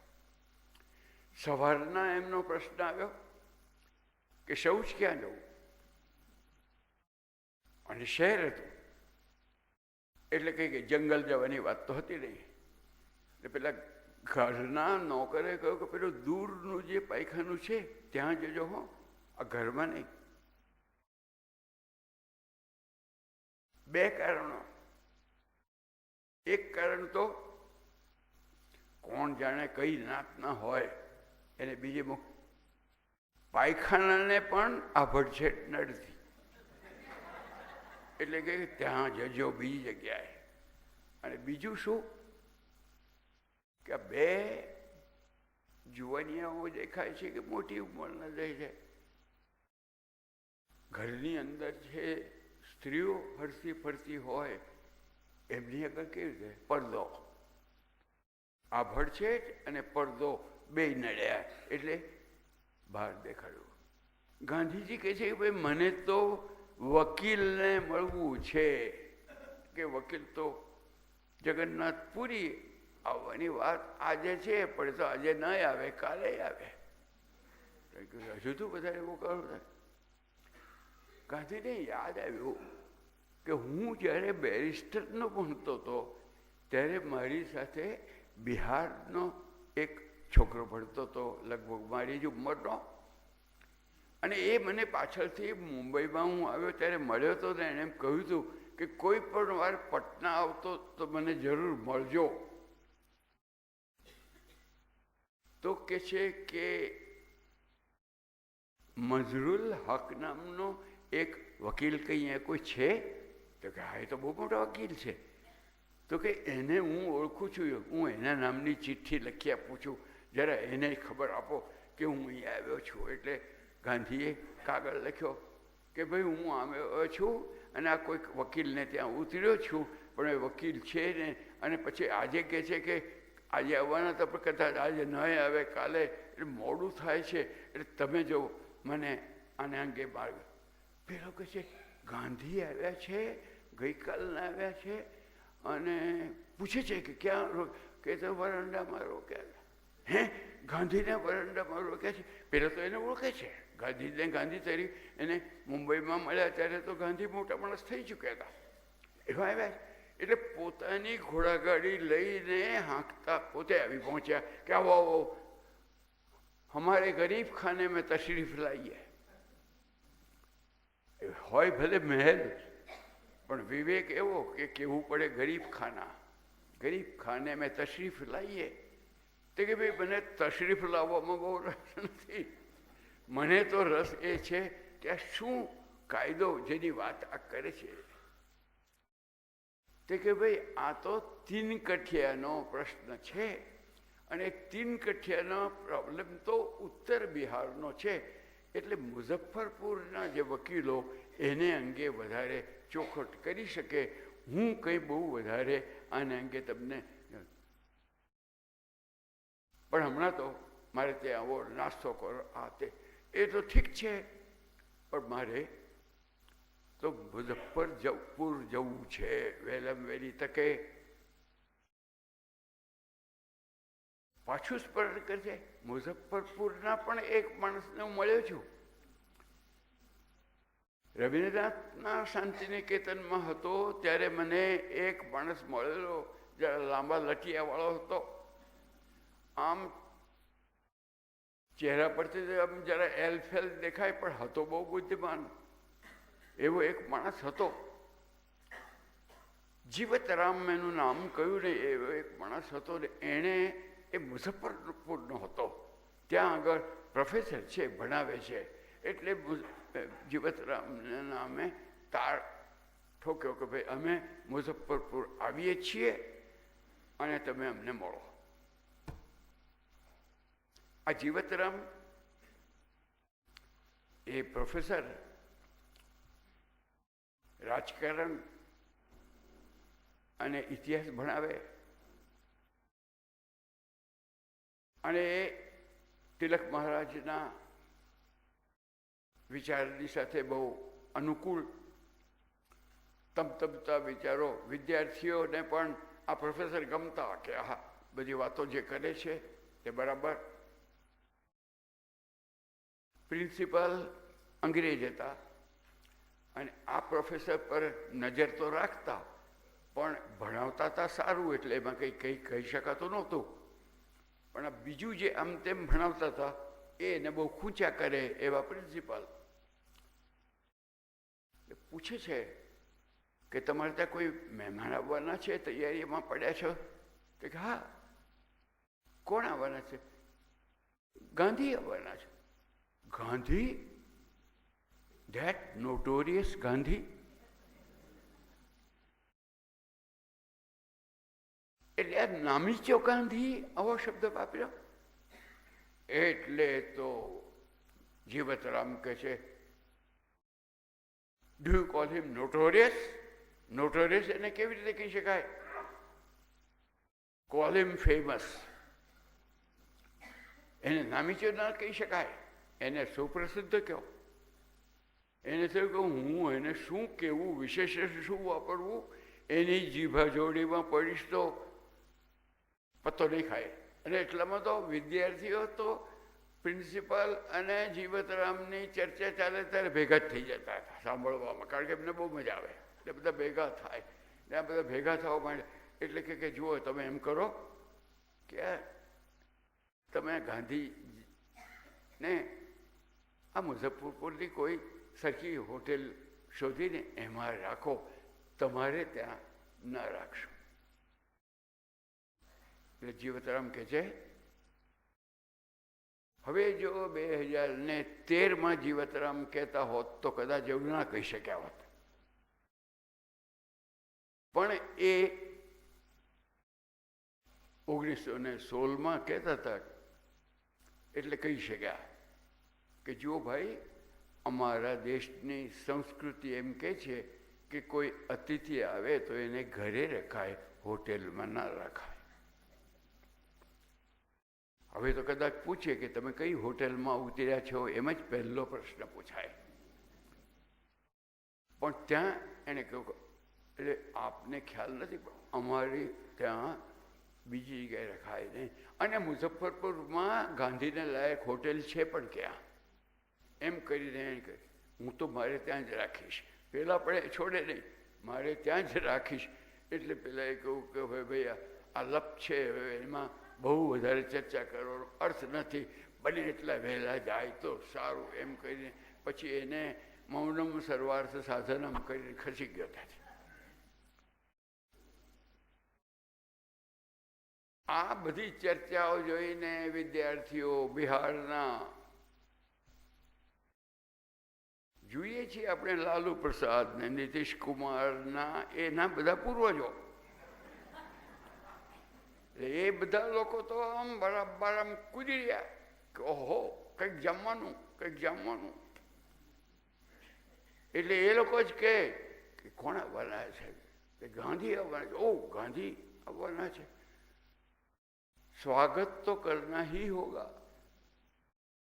એટલે પછી સ્વાગતની તૈયારી, એટલે આરતી કરો, એટલે થાળી આવી ને એની અંદર ગંખુ ચોખા આવ્યા. નારિયેલ પણ આપવું પડે? તો કે સાંજ થઈ છે, દુકાનો બંધ થઈ ગઈ છે, અને ત્યાં તો કંઈ મળે નહીં.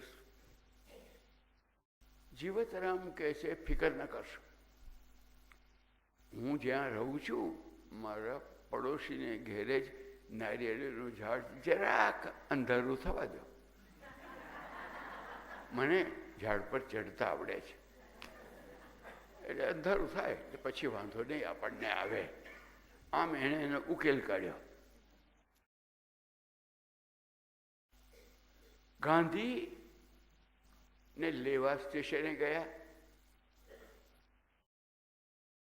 છોકરાઓને કહ્યું કે તમે સ્ટેશને પ્લેટફોર્મ પર ઉભા રહ્યો, હું કોઈ ઘોડાગાડીની વ્યવસ્થા કરું છું. આ પ્રોફેસર સાહેબ હતા પક્કડ, એની પાસે કંઈ હતું નહીં, એટલે કહ્યું કે હું કોઈક આ ટ્રેન પર આવનારો. રાત્રે 12:30 વાગે એ ગાંધીની ટ્રેન પહોંચતી હતી. કોઈક ને કોઈક હોય તો હું શોધી કાઢું ને ગાંધીને માટે એ ઘોડાગાડી એમની આપણે મેળવી એમ કરી એ ઘોડાગાડીનો પ્રબંધ કરવા ગયા. અને વિદ્યાર્થીઓ ગાંધી સાહેબ આવવાના છે એના સ્વાગત આંટા ફેરા ફરે છે. સ્ટેશન પર ગાડી આવી ગઈ છે, પણ એમને ગાંધી મળ્યા નહીં. પછી પાછા જતા એટલામાં પેલા પ્રોફેસર આવ્યા. શું કે મળ્યા નહીં? તો કે ચાલો આપણે પાછા તો જોઈએ. તો ગાંધી તો ઉતરીને પ્લેટફોર્મ પર એક ખૂણામાં ઉભેલા કે એ જીવતરામ આવશે. તો આપણે જીવતરામ આવ્યા તો કે આ ગાંધી, તો કે અમે તો એને ફર્સ્ટ ક્લાસમાં જ શોધતા હતા, આ તો થર્ડ ક્લાસમાંથી આમ નીકળેલા હતા, એટલે એને મળ્યા નહીં બિચારા. પણ આ છોકરાઓ છોડે એમ નહોતા. પેલા ઘોડાગાડીનો પ્રબંધ કરી લાવ્યા. તો કે ઘોડાગાડીમાં તો લઈ જઈશું, પણ એમનું સ્વાગત તો જ કરેલું ગણાય કે જો અમે એ ઘોડાગાડીને ખેંચીએ એટલે ઘોડાઓને ખોડી નાખ્યા અને કે અમે ખેંચશું. એ ગાંધી કહે છે, તમે ખેંચવાના? તો કે હા, કેમ નહીં? તો કે તો હું તમારી સાથે ચાલીશ. તો કે ના, એ બને નહીં.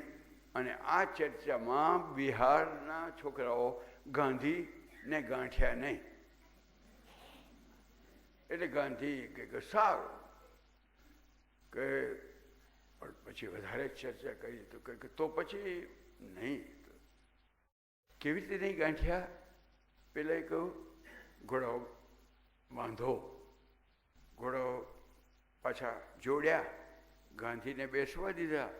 પ્રોફેસર અને વકીલ બે વાતો કરતા થાય છે અને જરાક આગળ ગયા પછી ઘોડા છોડી નાખ્યા અને પોતે જોડાઈ ગયા છોકરાઓ. જ્યાં પહોંચ્યા ત્યારે ગાંધીને ખબર પડી કે અલ્યા તમે લોકોએ તો મને છેતર્યો, પણ રમૂજમાં છેતર્યો એમ લાગ્યું. આ વકીલ તે જીવતરામ કૃપલાની, જે કોંગ્રેસના ત્યાર પછી 11 વર્ષ સુધી જનરલ સેક્રેટરી હતા અને પાછળથી કોંગ્રેસના પ્રમુખ પણ બન્યા. પણ એ તે વખતે જે હતા એ પ્રોફેસર, પોલિટિકલ સાયન્સ ભણાવે. ગાંધીને ચિંતા કે મારે તો તપાસ કરવા આવ્યો છું, એમાં વચ્ચે કાયદો સમજવો છે એટલે મુઝફ્ફરપુર આવ્યો છું ને તપાસ તો કરવાની છે બીજી જગ્યાએ. પણ ગાંધીનો વિષય એ કે જેની સામેની ફરિયાદ છે એને પહેલાં મળી લેવું જોઈએ. ફરિયાદ એવી હતી કે ત્યાં એક પરંપરા ચાલતી હતી લગભગ 1 સદીથી. તે વ્યવસ્થાને કહેતા હતા તીન-કઠિયાની વ્યવસ્થા. કઠા એટલે ગુંઠો, વીઘાનો 20મો ભાગ, અને 1 વીઘામાં 3 ગુંઠા એટલે 3 કઠ્ઠા. એટલે 3 કઠ્ઠાની વ્યવસ્થા એટલે તીન-કઠિયાની વ્યવસ્થા. આ 3 કઠિયાની વ્યવસ્થા એવી કે દરેક ખેડૂતોએ ફરજિયાત પોતાની જમીનમાં જે કોઈ પણ પાક કરતા હોય 3 ગુંઠામાં તો ફરજિયાત ગળીની ખેતી જ કરવાની. એ ઉત્તર બિહારનો ચંપારણ જિલ્લો, એ ચંપારણ જિલ્લો અને એની આસપાસના 2 જિલ્લાઓમાં અને મુખ્યત્વે ચંપારણના જિલ્લામાં આખી દુનિયાની કુલ ગળી જે થતી હતી એના 80% ગળી આ જિલ્લામાં છે. અને એમાં જે કારખાનાઓ જે એમાંથી ગળી બનાવે, અત્યારે તો કેમિકલ થાય છે, પણ તે વખતે એના છોડમાંથી બનાવતો હતો. લગભગ તુલસી જેવડા ઊંચા છોડ થાય છે અને આગળના ગુચ્છા હોય એમાંથી એ ગળી બને. તે એ જે હોય તે એ કરવા માટે કારખાનાનો સ્વભાવ એવો કે જો અટકી જાય તો ખોટમાં જાય, ચાલુ જ રહેવા જોઈએ. હવે કોઈ વાર આ પાછી વ્યવસ્થા એ દુનિયાની એક સરખી કે ખેડૂત ઉપજાવે અને ભાવ નક્કી કરે વેપારીઓ. આના ભાવ નક્કી થતા હતા લંડનમાં અને પેરિસમાં, કે ભાડું આ ખેડૂત ગળીના ભાવ નક્કી ત્યાં થાય અને પેદા થાય ચંપારણમાં. એટલે કે તો એ ચાલુ રહેવું જોઈએ. એટલે ચાલુ રાખવા માટે ફરજિયાત 3 ગુંઠા કરવા જોઈએ. અને આ કારખાનાના માલિકોમાંથી 80-90% લોકો ગોરા માલિકો, એમાંના કેટલાક માલિકો એ સરકારના અધિકારીઓ પણ ખરા. એટલે એમ પણ એકબીજાની સાથે સાંઠગાંઠ. 100 વર્ષથી આ પરંપરા ચાલે. 3 વાર આ પરંપરાનો વિરોધ ખેડૂતોએ કરેલો હિંસક રીતે, ને એમાં કેટલાક લોકોના મરણ પણ થયેલા. હિંસક લોકોને દાબી દેવા બધી સરકારોને સહેલી પડતી હોય છે અહિંસક લોકોને દાબવા કરતા. તે મુજબ એ લોકોને 3 વાર તો એમના નાના નાના બળવાઓ દબાયેલા પણ ખરા. આ 3 કઠિયાની વ્યવસ્થા હતી વિરુદ્ધ આ 3 કઠિયાની વ્યવસ્થા જે કરનારા કારખાનાના માલિકો, એ માલિકોને નીલ વર્ગ કહેવાય. નીલ એટલે ગળી, અને ગળીના જે માલિકો તે નીલ વર્ગ. ગાંધી કહે કે એમની સામે ફરિયાદ છે, એટલે મારે પહેલાં એમને મળીને એમનું શું કહેવું છે સમજી લેવું, પછી હું ખેડૂતોના પ્રશ્નો સમજવા જઈશ. એમ કરીને મુઝફ્ફરપુર આવેલા. એટલે એ લોકોનું એસોસિએશન એ ત્યાં મુઝફ્ફરપુરમાં હતું. તો એમના સેક્રેટરી મળ્યા. તો કે તમે તો પરદેશી માણસ, તમે તો મુંબઈથી આવેલા, એટલે તમને આમાં કંઈ બહુ વધારે સમજાશે નહીં, અને એટલે આમાં તમે બહુ તકલીફ ના લો. પહેલાં કોઈ આવે. હવે આ મુંબઈથી આવેલો ગુજરાતી એ પરદેશી, ને પેલો 7000 માઇલ દૂરથી આવેલો માલિક એ સ્વદેશી. એટલે એમ કહે છે કે તમે તો પરદેશી માણસ, તમને સમજાશે નહીં, એમ કહ્યું. એટલે તો કહ્યું તો આપણે સરકાર પાસેથી આંકડા મેળવીએ કે શું છે સ્થિતિ. એટલે કમિશનરને મળ્યા. 6 જિલ્લાઓની એક કમિશનરી હતી, એટલે એ કમિશનરને મળ્યા. કમિશનરે લગભગ એ જ વાત કરી, પણ જરા સભ્ય ભાષામાં કરી. અમે લોકોએ સરકારે એક કમિટી બનાવી છે, એની તપાસ થાય છે, એનો રિપોર્ટ આવશે, પછી યોગ્ય તે કરીશું. આપને આટલા બધા કામમાં બિઝી હો છો, આપને તકલીફ લેવાની જરૂર નથી. તપાસ કરતા પહેલાં જ એક વાત ગાંધીને સમજાઈ ગઈ કે આ નીલવરો અને સરકારી અધિકારીઓને એકબીજાની સાથે સાંઠગાંઠ છે. એ કંઈક કહેવા વિના જ એમને સમજાઈ ગઈ. એટલે કે અહીંયા હવે થોભવાની જરૂર નથી, ચાલો ગામડે. તો ક્યાં કે મોતીહારી ચાલો, જ્યાંથી પછી આપણે ગુલ્લામાં ફરીશું. અને તમારી કોઈ ઓળખીતા વકીલો વગેરે હોય તો એ લોકોને બોલાવો. એટલે એમના જાણીતા કેટલાક વકીલો હતા, એ લોકોને તારબાર કર્યા અને પછી બોલાવ્યા. એ જે વકીલો આવ્યા એમાં પેલો વકીલ પણ હતો જેને ત્યાં ગાંધીજીએ રાત ગાળેલી. એ વકીલનું નામ રાજેન્દ્ર પ્રસાદ, જે આપણા દેશના પાછળથી પહેલા રાષ્ટ્રપતિ બન્યા. બીજા પણ હતા. બ્રજકિશોર પ્રસાદ જે જયપ્રકાશ નારાયણના સસરા હતા. ધરણીધર બાબુ હતા. એવા બે ચાર મોટા માણસો હતા.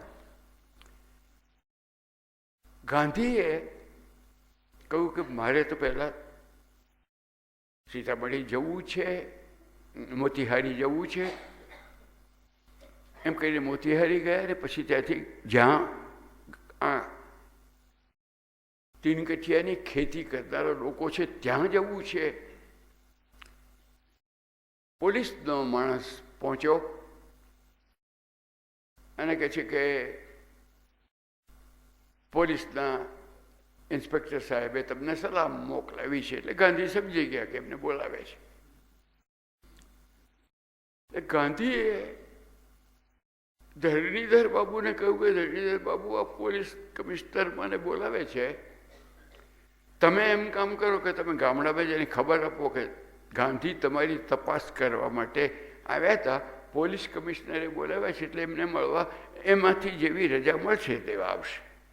એટલે ગાંધીને સમજણ પડી ગઈ આગલા પગલાઓ શું ભરી શકાય અથવા શું ભરાય પેલી તરફથી એનો અંદાજ આવી ગયો. એટલે કે તમે ચાલે જાઓ એમ કરી એમને પહેલાં મોકલી દીધા અને આ ગયા પોલીસ કમિશનર વાતો કરી. ચળવળિયા માણસોને હું મારા જિલ્લામાં ઈચ્છતો નથી. ગાંધી કહે છે હું તપાસ, ખેડૂતના જીવન અંગે તપાસ કરવા આવનારો માણસ ચળવળિયો કહેવાય?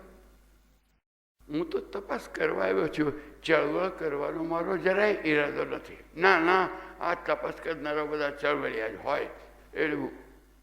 એટલે ગાંધી થોડુંક સમજાવવાનો પ્રયત્ન કર્યો. એણે ખિસ્સામાંથી કાગળિયું કાઢ્યું, તૈયાર રાખેલું હતું, ખિસ્સું કાઢ્યું અને એમ કહ્યું કે મારો જિલ્લો તમે ખાલી કરો. ગાંધીને ભારતમાં આવ્યા પછી પહેલી સજા તડીપારની થઈ. ગુંડાઓને થાય તે કે આ જિલ્લો ખાલી કરો, સૌથી પહેલી સજા તડીપારની. એટલે ગાંધીજી કહે છે કે હા, આપનો આ હુકમ છે, પણ હું આપને કહી દઉં કે આપ એમાં કહો છો કે આ જિલ્લો ખાલી કરો, પણ હું આપનો એ આદેશ માનવાનો નથી. કહી રાખ્યું, પોતે જ કહી દઉં કે તમારો આદેશ નહીં માનો તો પછી કોર્ટમાં હાજર થાઓ કે જરૂર. સિવિલ ડિસઓબિડિયન્સ હું માનીશ નહીં, તમે કહેશો કોર્ટમાં આવીશ. ધરણીધર બાબુએ પોતાનું કામ એવું કરેલું કે બીજે દિવસે કોર્ટ તો ચિક્કાર ભરાઈ ગઈ. એમ મોતીહારીની કોર્ટ જે છે તે આનાથી અડધી આમ કર્યું તો એક લાંબો એક હોલ છે, આટલો સાંકડો, પણ એ તો બધું ભરાઈ ગયેલું. અને આસપાસ પણ બધા ખેડૂતો, કારણ કે ભાઈ અમારી તપાસ કરવા ગાંધી આવ્યા છે, આટલું થઈ ગયું. એટલે બધું. અને બિહારમાં તો કોઈ નવા મહેમાન આવ્યા હોય તો એ કેવી રીતે નાહી છે એ જોવા પણ બાથરૂમમાં ડોકિયા કરીને જુએ. એ અમે ભૂદાનમાં ફરતા ફરતા જોયું છે. એટલી ઉત્સુકતા ખરી લોકોની, જિજ્ઞાસા ખરી. એટલે ત્યાં ભેગા તો થઈ જાય લોકો, ટોળું તો મોટું ભેગું થઈ ગયું. એ બધા ભેગા થયા અને કોર્ટમાં પછી તો આરોપીના પિંજરામાં ગાંધીને લાવવામાં આવ્યા. અને ખેડૂતો જુએ છે કે આરોપી તો હસતો હસતો આવે છે. બહુ નવાઈ લાગે કે પોલીસ કમિશનર જેની સામે કેસ કરે છે એ માણસ તો જાણે કંઈ થયું જ ન હોય તેમ હસતો હસતો મલકાટ, મોં પર મલકાટ સાથે આવે છે. એ આને બીક નહીં લાગતી હોય? અમને તો પોલીસને જોઈને જ બીક લાગે છે, પણ આને તો કંઈ બીક જ નથી, હસતો હસતો આવે છે. એટલે પછી પેલા લોકોને કંઈ ચર્ચાઓ ચાલવા માંડી ગઈ ને પેલા પૂછવા માંડ્યું કે તમે ક્યાં રહો ને તમે શું કામ કરો ને અત્યારે ક્યાંથી આવ્યા ને પછી ક્યાં ગયા હતા કે મુઝફ્ફરપુર ગયો હતો, પછી ક્યાંથી ક્યારે આવવાના. બધું પ્રશ્નો પૂછવા માંડ્યા. વકીલો જે ઢબે પૂછતા પૂછતા પોતાના મૂળ ધ્યેય પર પહોંચવાનું હોય તેને પૂછવા માંડ્યું. ને ગાંધી વકીલ હતા ને વર્ષો સુધી બહુ સફળ વકીલાત એણે આફ્રિકામાં કરેલી હતી. અહીંયા ભલે નિષ્ફળ ગયા હો, ત્યાં તો ઘણી સફળતાપૂર્વક કરેલી. એટલે તરત જ સમજી ગયા. એટલે કહે છે કે ન્યાયાધીશને કહે છે, માફ કરજો, પણ આ જે મુદ્દો છે એ મેં પોલીસ કમિશનરનો આદેશ નથી માન્યો, એટલું સિદ્ધ કરવા માટે જ આ બધા પ્રશ્નો પૂછે છે. એ બધા પ્રશ્નો પૂછવાની કંઈ જરૂર નથી. મેં નથી માન્યો એ ગુનો હું કબૂલ કરવાનો જ છું. આગળ જે કંઈ વાત કરવાની હોય તે કરો ને. આપનો પણ સમય બચશે ને મારોય સમય બચશે ને આ બધા આવ્યા છે એનોય સમય બચશે. પેલા લોકો ગુનેગાર પોતે જ કહે છે કે હું ગુનો કબૂલ જ કરવાનો છે. આવીને ભાઈ જાણે ઇતિહાસ બદલાતો હોય. પોતે કહે છે કે પ્લીડ ગિલ્ટી, હું ગુનો કબૂલ કરું છું. મેં એમનો આદેશ નથી માન્યો. મેં જ પોતે કહ્યું તો હું નથી માનવાનો. આ બધું જે થયું એમાં આવતીકાલે સવારે કોર્ટમાં આવજો એમ જે પોલીસને કહ્યું, એનાથી ગાંધીજીને એક રાત વચ્ચે મળી ગયેલી. અને એ એક રાત દરમિયાન એમણે પણ કેટલાક લોકોને તાર કરેલા અને કેટલાક લોકોને કાગળો પણ લખેલા હતા કે હવે તો મને કાલે કોર્ટમાં લઈ જાય છે ને પછી કદાચ મને કદાચ કેસ થશે ને કદાચ મને સજા બજા થશે, પણ હું તમને જણાવી રાખું છું. એક તાર એમણે બિહારના ગવર્નરને નામે પણ કરેલો. અને એમણે એમ કહ્યું કે ભાઈ હું તો ખેડૂતોની તપાસ કરવા આવ્યો હતો, પણ તમારા પોલીસ કમિશનર આ જિલ્લાના જે છે તે મને આવી રીતના આદેશ આપ્યો, જે હું માનવાનો નથી. એટલે કાલે મારે કોર્ટમાં હાજર થવાનો છે. આપને માહિતી ખાતર આટલું લખું છું. વિનંતી એટલી જ છે કે આ જ માહિતી આપ વાઇસરોયને પણ મોકલી આપશો. આમ એમણે ગવર્નર અને વાઇસરોય સાથે પણ સીધો સંબંધ કર્યો. એટલે એણે તો ચર્ચા કરવા માંડી કે આ બધું શું કામ. એ કે હું તો ગુનો કબૂલ જ કરવાનો છું. જે કંઈ સજા હોય તો તમે ફટકારો. હવે આરોપી કે તમે સજા કરો ને પેલો કંઈ સજા કરતો હશે તો પોતે વિચાર કરીને સજા કરવી પડે. એટલે કે આવતીકાલે પાછો કેસ કરીશ ને એમ હું તમારી એક સજા કરીશ ને તારે આ તો શુભસ્ય શીઘ્રમ. પણ પેલાને મને એમ કે ના, હું આજે નહીં કાલે કરીશ. એટલે બીજે દિવસે કોર્ટમાં હજુ વધારે લોકો. પણ એ લોકોની વચ્ચે એક જણ બીજો આવ્યો અને કે તાર છે. ગવર્નરનો તાર હતો કે કેસ આમનો પાછો ખેંચી લો. નાનો કેસ કરાય નહીં, એટલું જ નહીં, પણ એમની તપાસમાં બનતી જેટલી મદદ કરી શકાય એટલી મદદ કરો. પેલા ખેડૂતો જુએ છે કે આ કંઈ અજબ થયું. આ બીવાની વાત તો જુદી, પણ કોર્ટમાં લડ્યા વિના કેસ પાછો ખેંચાઈ ગયો અને પાછા કે જે મદદ કરી શકાય તો મદદ કરો. એ બધા જોયા કરે. આમણે જે લોકોને તાર કરીને બોલાવેલા એમાં કેટલાક વકીલોને પણ બોલાવેલા. બિહારના તો વકીલો હતા જ, બીજા વકીલોને પણ બોલાવેલા, જેમાં બે ને હું બહુ અંગત રીતે જાણું છું. એક હતા નરહરી પરીખ અને બીજા હતા મહાદેવ દેસાઈ. કે તમે પણ આવજો. આવતાની સાથે વકીલોને ગાંધીજીએ કહ્યું તમને કોઈને વકીલ તરીકેનું કામ આપવાનું નથી, લૈયાનું કામ આપવાનું છું. જે ફરિયાદો હોય એ બધી ફરિયાદો નોંધવાનું કામ આપણે કરીશું. તપાસ જ કરવા હું આવ્યો છું, તપાસ કરવી છે. તમે ફરિયાદો નોંધતા જજો, એટલું કરજો. એક વસ્તુ ધ્યાનમાં રાખજો. આ પછી ગાંધીની સૂઝ પેલા અનુભવમાંથી નીકળી. કોઈક વાર તપાસ થશે, એ જ્યારે તપાસ થશે ત્યારે તમારી નોંધેલી કોઈ ફરિયાદ ખોટી સિદ્ધ થવી ના જોઈએ. અતિશયોક્તિ ભરેલી સિદ્ધ થવી ન જોઈએ. સવા ગુનો દેખાતો હોય તો એક લખજો, પણ એક જો ગુનો લાગતો તો એને સવા કરીને લખશો નહીં. ગમે તેટલા મોટા તમે સાહિત્યકાર હો, પણ તમે અતિશયોક્તિ અલંકારનો ઉપયોગ કરતા નહીં. પહેલી એમણે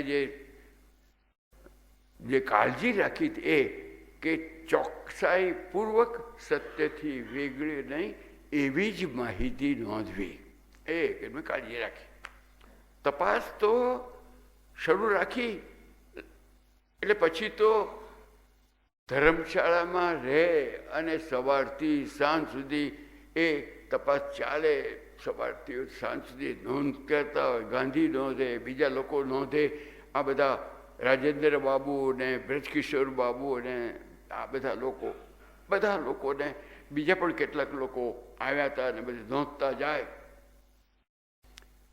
સદભાગ્યે આ કાળના વર્ણનો, અનુભવો, સ્મરણના રેખાચિત્રો ઘણા લોકોએ લખ્યા છે.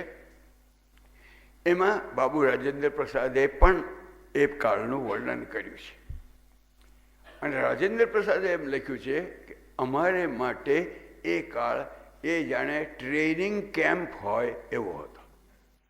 આ પ્રશિક્ષણ શિબિર કોનું? રાજેન્દ્ર બાબુનું, જે પાછળથી આપણા દેશના પ્રમુખ થાય ત્યારે તો એ એક વકીલ હતા, મોટા વકીલ, જાણીતા વકીલ, પણ ગાંધીને પહેલી વાર જોનારા એવા એક વકીલ ત્યાં હતા. એટલે અમારું પ્રશિક્ષણ શું? તો કે છે કે થોડાક દિવસ બાદ જો કે તમે આવ્યા છો તો તમારી સાથે લાવ્યા છો તે બધી નોંધ કરવા માટે સ્વયંસેવકો લાવ્યા છો? કે ના, આ તો બધા રસોઈયાઓ છે. અમે બધા પોતપોતાનો રસોઈયો સાથે રાખીએ છીએ અને અમે તો અમારા રસોઈયાના હાથનું જમીએ. ગાંધી સમજી ગયા કે આ નાત જાત નડે છે. ગાંધીએ એટલું જ કહ્યું, આપણે એક જ કામ માટે આવ્યા છીએ, સાથે મળીને જ જમીએ. તો બીજી કોઈ વાત ના કરીને એમાં નાત જાતની કોઈ ચર્ચા પણ ના કરીએ, શાસ્ત્રાર્થ નહીં. પણ હવે ગાંધી કહે છે એટલે કે સારું, તો હવે આપણે સાથે જમીએ એમ કરીને એક સામૂહિક રસોડું પેલા ધર્મશાળામાં ચાલુ થયેલું. ગાંધી અને રાજેન્દ્ર પ્રસાદ કહે છે કે મારી જિંદગીમાં બ્રાહ્મણ હોય અથવા તો મારી જાતના કાયસ્થ હોય એ સિવાય બીજી કોઈ નાતના માણસને હાથની રસોઈ મેં પહેલી વાર ખાધી. એ કઈ નાતનું હશે? મોઢવાણિયાના હાથનું કસ્તુરબાએ આ રસોઈ બનાવેલી. કારણ કે પાછા કસ્તુરબાને પણ બોલાવી લીધેલા અને દુર્ગાબેન પણ મહાદેવભાઈની સાથે પહોંચેલા અને એ લોકોને રસોઈ પણ બને ને એટલે સાથે સહભોજન તાલીમનું પહેલું માધ્યમ. બીજા અનેક જાતના તાલીમો થઈ. એક તાલીમ તો એ થઈ કે બધા રિપોર્ટો કરે અને ગાંધીના પરમ મિત્ર C.F. એન્ડ્રુસ એ પોતાના વતન ઇંગ્લેન્ડથી ફીજી જતા હતા. ત્યાંના ગિરમિટિયાઓ વચ્ચે કામ કરતા હતા એટલે જવાના. વચ્ચે ભારત આવતો હતો એટલે એને થયું કે હું મોહનને મળતો જાઉં. એન્ડ્રુસ સાહેબ ગાંધીને મળ્યા પછી પહેલા જ અઠવાડિયામાં એટલા દોસ્ત થઈ ગયેલા કે એ એમને પહેલા નામે, ઇંગ્લેન્ડની અંદર પહેલા નામે બોલાવાય નહીં તો મિસ્ટર ગાંધી જ હોય અને રેવરન્ડ એન્ડ્રુ જ હોય. પણ આ મોહન કહીને બોલાવે ને પેલા ચાર્લી કહીને બોલાવે એવો સંબંધ. એટલે એ મોહનની પાસે એ આવેલા એની સાથે રહેતા હતા. અને એનું જોઈને પેલા ગોરો માણસને પછી ખબર પડી કે આને તો વાઇસરોય સાથે પણ ઓળખાણ છે ને ગવર્નર સાથે પણ ઓળખાણ છે. એટલે પછી એને ફીજી જવાનો વખત થયો એટલે એમની સ્ટીમરનો હતો. એટલે આ બધા એમની સાથેના જે પેલા વકીલો કે તેરા દિવસ હજુ તમે વધારે રહો. એટલે કે શું છે પછી ને બહુ મૃદુ હૃદયના માણસ ને બહુ કોઈક પ્રેમપૂર્વક આગ્રહ કરે તો ના પડાય. હું એક એવા જ બહુ મોટું કામ કરનારા મજબૂત હૃદયવાળા પણ કોમળ નવનીત જેવા હૃદયના માણસને ઓળખું છું, તે જયપ્રકાશ નારાયણ. એનાથી કોઈ દાડો પ્રેમ ન કરેલો આગ્રહને ના પડાતી નહીં. આ એન્ડ્રુસ સાહેબ પણ એનાથી તો કે મોહન રજા આપતો હોય તો હું 1 અઠવાડિયા પછી જઈશ. એટલે કેસ ગયો મોહન પાસે. મોહન 2 મિનિટમાં સમજી ગયો શું મામલો છે. એટલે પૂછતા જાય શું છે. એટલે કહે છે કે જો ને વાઇસરોયની સાથે ઓળખાણ છે અને આપણું કામ બધું એમાં સહેલું થયું. એટલે કે તમે જેમ જેમ બોલતા જાઓ છો તેમ તેમ મારા મનમાં બરાબર ખાતરી થતી જાય છે કે એન્ડ્રુઝે બને એટલી વહેલી તકે જવું જોઈએ. એમ કે તમારે એન્ડ્રુઝની મદદથી તમારો કેસ જીતવો છે કે સત્યની મદદથી કેસ જીતવો છે. ને જો એ જો કરવું હોય એટલે પછી એનાથી વધારે એને અનુસંધાન શું જોડ્યું? સ્વરાજ મેળવવું છે તો એ પોતાના પગ પર ઊભા રહીને સ્વરાજ મેળવવું છે કે બીજા લોકોની સહાયતા મેળવવી? આ જ પ્રશ્ન એણે સુભાષ બાબુને પાછળથી વર્ષો પછીથી પૂછ્યો છે. આ જ પ્રશ્ન એણે ઠેઠ શરૂઆતમાં, જિંદગીની શરૂઆતમાં 1917માં આ વકીલોને પૂછ્યો. એને સમજણ પડી કે ભાઈ કરવું હોય તો આપણે આપણા પુરુષાર્થની વાત કરવી પડે. પ્રશ્ન તો નાનો હતો પણ એમાં પણ વાત એમણે અનુસંધાન જોડી આપ્યું સ્વરાજ સાથે. એટલે પેલા લખે છે પ્રશિક્ષણ થયું. દેશના પ્રશ્નોનો વિચાર કેમ કરવો એને અંગેનું કોને હું જે પાછળથી પ્રથમ રાષ્ટ્રપતિ થાય છે તે માણસનું પ્રશિક્ષણ થાય. એને કંઈ ખબર નથી કે આ માણસ રાષ્ટ્રપતિ થવાનો છે, પણ એને પણ એમાંનો એક, બધા ઘણા હતા એમાંના એક આવી જાતના કંઈક પ્રશિક્ષણો અને આ બધું ચાલે. પછી થોડાક દિવસમાં એક ફરિયાદ આવી કે કોની ફરિયાદ આવી? સરકારના લોકો પાસે. બિહાર સરકારને કહેવામાં આવેલું કે તમે બને એટલી મદદ કરજો. એટલે બિહાર સરકારે એક કાંકરે 2 પક્ષી મારવાનું કામ કર્યું કે તમે મદદ કરવા માટે ત્યાં સાથે રહેજો અને આ લોકો કેમ કામ કરે છે એનો બધો રિપોર્ટ પણ મોકલજો. એમ 2 કામ સાથે સોંપેલા. હવે એ લોકો આ જે બધા વકીલોને એ બધા નોંધ કરે તે આ લોકો હવે જુએ કે શું નોંધ કરે છે. એટલે આ જરા ખીજવાય. એટલે કોઈ કહે કે ભાઈ તમે લોકો દૂર રહો, અમને લખવા દે. એમને ખબર પડી ગઈ કે આ બધા કોણ માણસો છે, એટલે કે તમે દૂર રહો. એટલે એ લોકોએ જઈને ગાંધીજીને ફરિયાદ કરી કે અમે એમની પાસે જઈને આ જોઈએ છે ને આ લોકો અમને જોવા દેતા નથી. એટલે ગાંધીજી કહે છે કે વાત સાચી? તો કે હા વાત સાચી. કેમ? તો કે અમને ડિસ્ટર્બ કરે છે. અમે લખીએ છીએ ત્યારે લોકો ડોકિયા કરે છે, અમને ડિસ્ટર્બ. તો કે તમે જ્યારે ખેડૂતોની ફરિયાદો નોંધો ત્યારે ખેડૂતને તમે 2 જ સામસામા એકબીજાની સામે મુખોમુખી થઈને કરો? ના, તે વખતે બધા જ ખેડૂતો ત્યાં એકનું લખાતું હોય તો બીજા બધા 8-10 ખેડૂતો આવીને જોતા. એનાથી તમે ડિસ્ટર્બ નથી થતા. પણ આ સરકારનો પ્રતિનિધિ આવે છે એનાથી એનો અર્થ એમ કે તમારા મનમાં પણ અંદર ભય છુપાયેલો છે. આ કાઢો નહીં. અરે જોવા દો ને. સત્યને બીક શું? ભલે ને તમે લખો છો, તમે સાચું જ લખો છો તો બીક શાની? એટલે કે અમારું તો પ્રશિક્ષણ આમ થયું કે ભાઈ લખવું હોય તો પણ વધારીને ન લખાય અને નિર્ભયતાપૂર્વક પણ હકીકત સાચી લખવી જોઈએ. આવી જાતના તાલીમો એમને થવા માંડી. એક દિવસે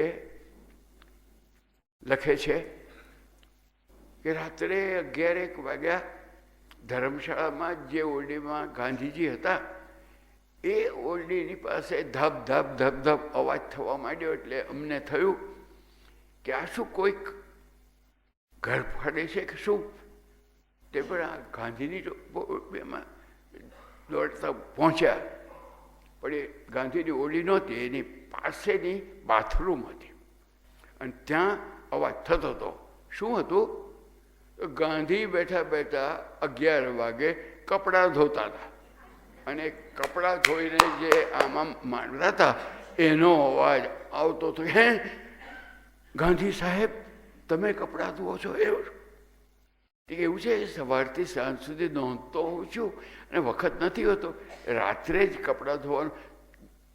તમારે પણ કપડાં હોય તો આપો, હું ધોઈ આપીશ. એમ કે એમના કપડાં સામેથી માંગ્યા.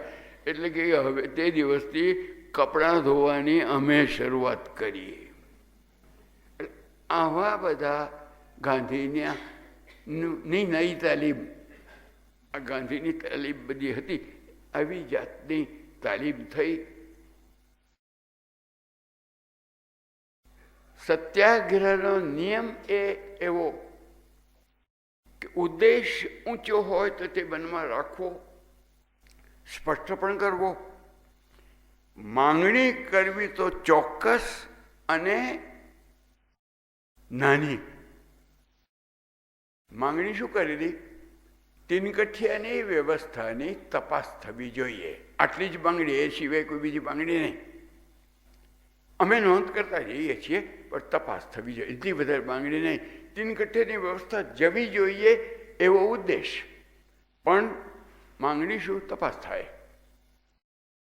4000 આવી અરજીઓ થઈ એટલે ગવર્નરે જાહેર કર્યું કે અમે તપાસ પંચ આપીએ છીએ. અને તપાસ પંચની અંદર સરકારના 2 માણસો, નીલવરોના 2 માણસો, ત્યાર વખતની જે ધારાસભા હતી તેના 2 માણસો, આ 6 માણસો તીનકઠિયાની વ્યવસ્થાને ટેકો આપનારા. એમાં 2 ભારતીય ધારાસભ્યો જે હતા તે વખતના તે, અને બાકીના 4 ગોરાઓ, અને 1 સભ્ય કાળો, અને તે મોહનદાસ ગાંધી. આવી કમિટી બની. સંખ્યામાં કંઈક આમાં થોડો ઓછો ફેરફાર હોઈ શકે છે, પણ ગાંધી બહુ નાની લઘુમતીમાં પણ એટલું કહ્યું હતું કે તપાસ ચાલુ રહેશે. તમારી તપાસ, તમે તપાસ કરો છો ત્યાં તપાસ વધતા વધતા 25,000 અરજીઓ થઈ ગઈ. અને પછી ગભરાયા કે આમાંથી 25 પણ જો સાચી સિદ્ધ થશે તો આ લોકોને તો સજા થાય એમ છે. કારણ કે આ નીલવરોએ ખેડૂતોને માર્યા હતા, એમના ઝૂંપડા બાળ્યા હતા, એમણે પોતાના ઘરની સામે કામચલાઉ જેલો સ્થાપી હતી. કોઈ કાયદાથી બંધાયેલા દેશમાં ખાનગી જેલ કરવી એ ગુનો છે, પણ એ ગુનો એ દરેકે પોતાને ત્યાં જેલ કરી હતી. આવા ગુનાઓ એ લોકો કરી ચૂકેલા. આ બધી નોંધમાં તો આવી ગયું હતું 25,000ની અંદર. એટલે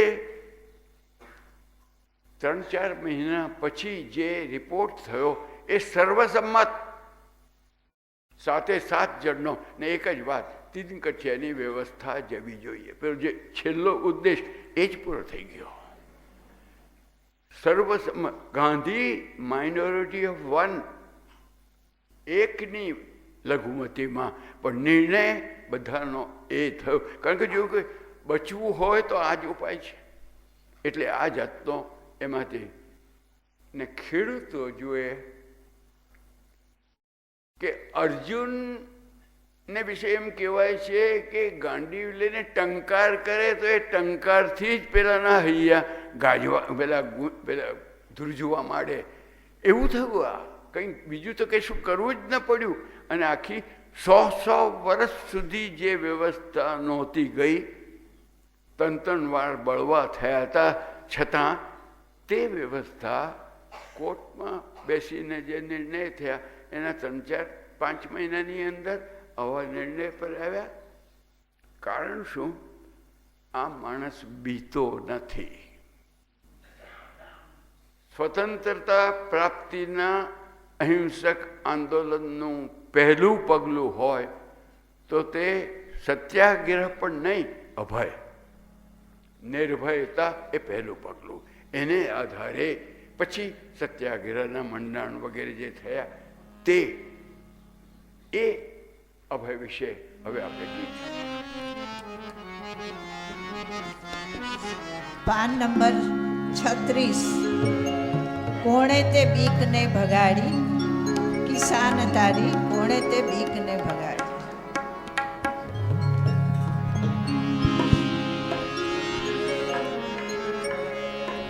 કોણે તે બીકને ભગાડી, હે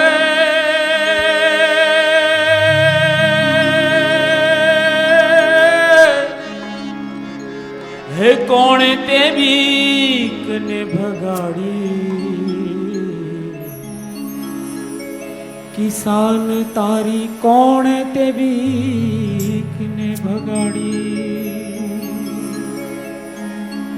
કોણે તે બીકને ભગાડી, કિસાન તારી કોણે તે બીકને ભગાડી, કિસાન તારી કોણે તે બીકને ભગાડી, કોણે તે બીકને ભગાડી, કિસાન તારી કોણે તે બીકને ભગાડી, કિસાન તારી કોણે તે બીકને ભગાડી, કિસાન તારી કોણે તે બીકને ભગાડી.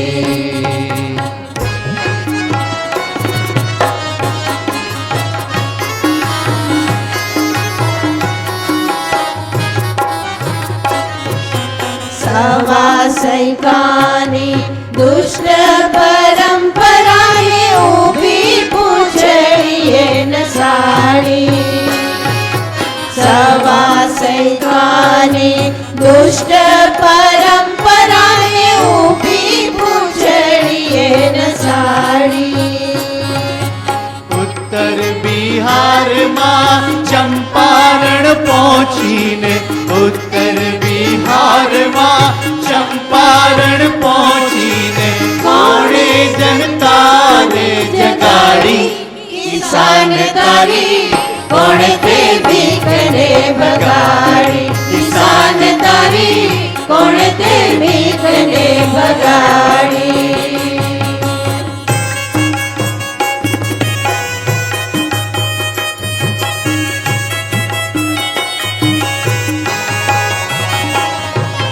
ખેડૂતના માથા પર તીન કઠિયા લાદીને લાખોની જિંદગી ઉજાડી, ખેડૂતના માથા પર તીન કઠિયા લાદીને લાખોની જિંદગી ઉજાડી. એની સાહે દિલી ફરિયાદો નોંધીને, એની સાહે દિલી ફરિયાદો નોંધીને જુલ્મી વ્યવસ્થા મટાડી, કિસાન તારી કોણે તે બીકને ભગાડી, કિસાન તારી કોણે તે બીકને ભગાડી.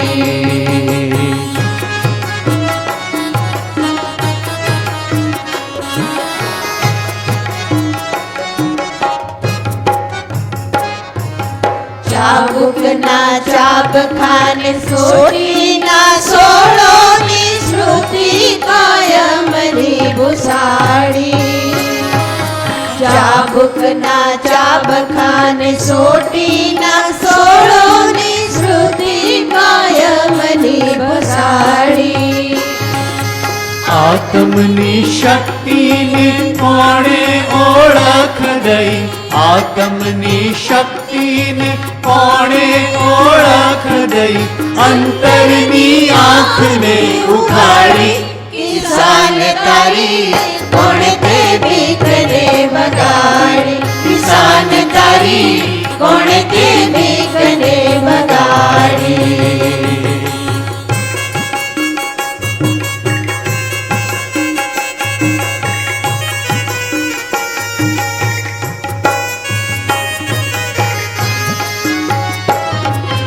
અંતર ઉજાસ થયો, ઉરમાં વિશ્વાસ વધ્યો, ખેડૂની ઊંઘને ઉડાડી. અંતર ઉજાસ થયો, ઉરમાં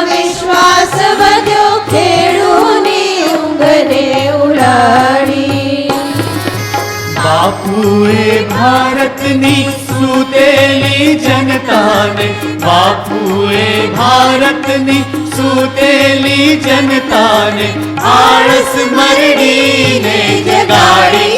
કિસાન તારી કોણે તે ભીખને ભગાડી, કિસાન તારી કોણે તે ભીખને ભગાડી, કોણે તે ભીખને ભગાડી. કિસાન તારી કોણે તે ભીખને ભગાડી, કિસાન તારી કોણે તે ભીખને ભગાડી, કિસાન તારી કોણે તે ભીખને ભગાડી, કિસાન તારી કોણે તે ભીખને ભગાડી.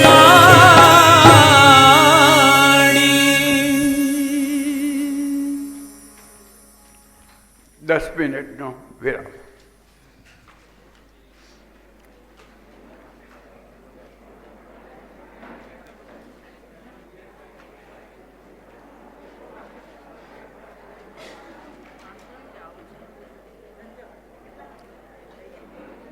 નથી.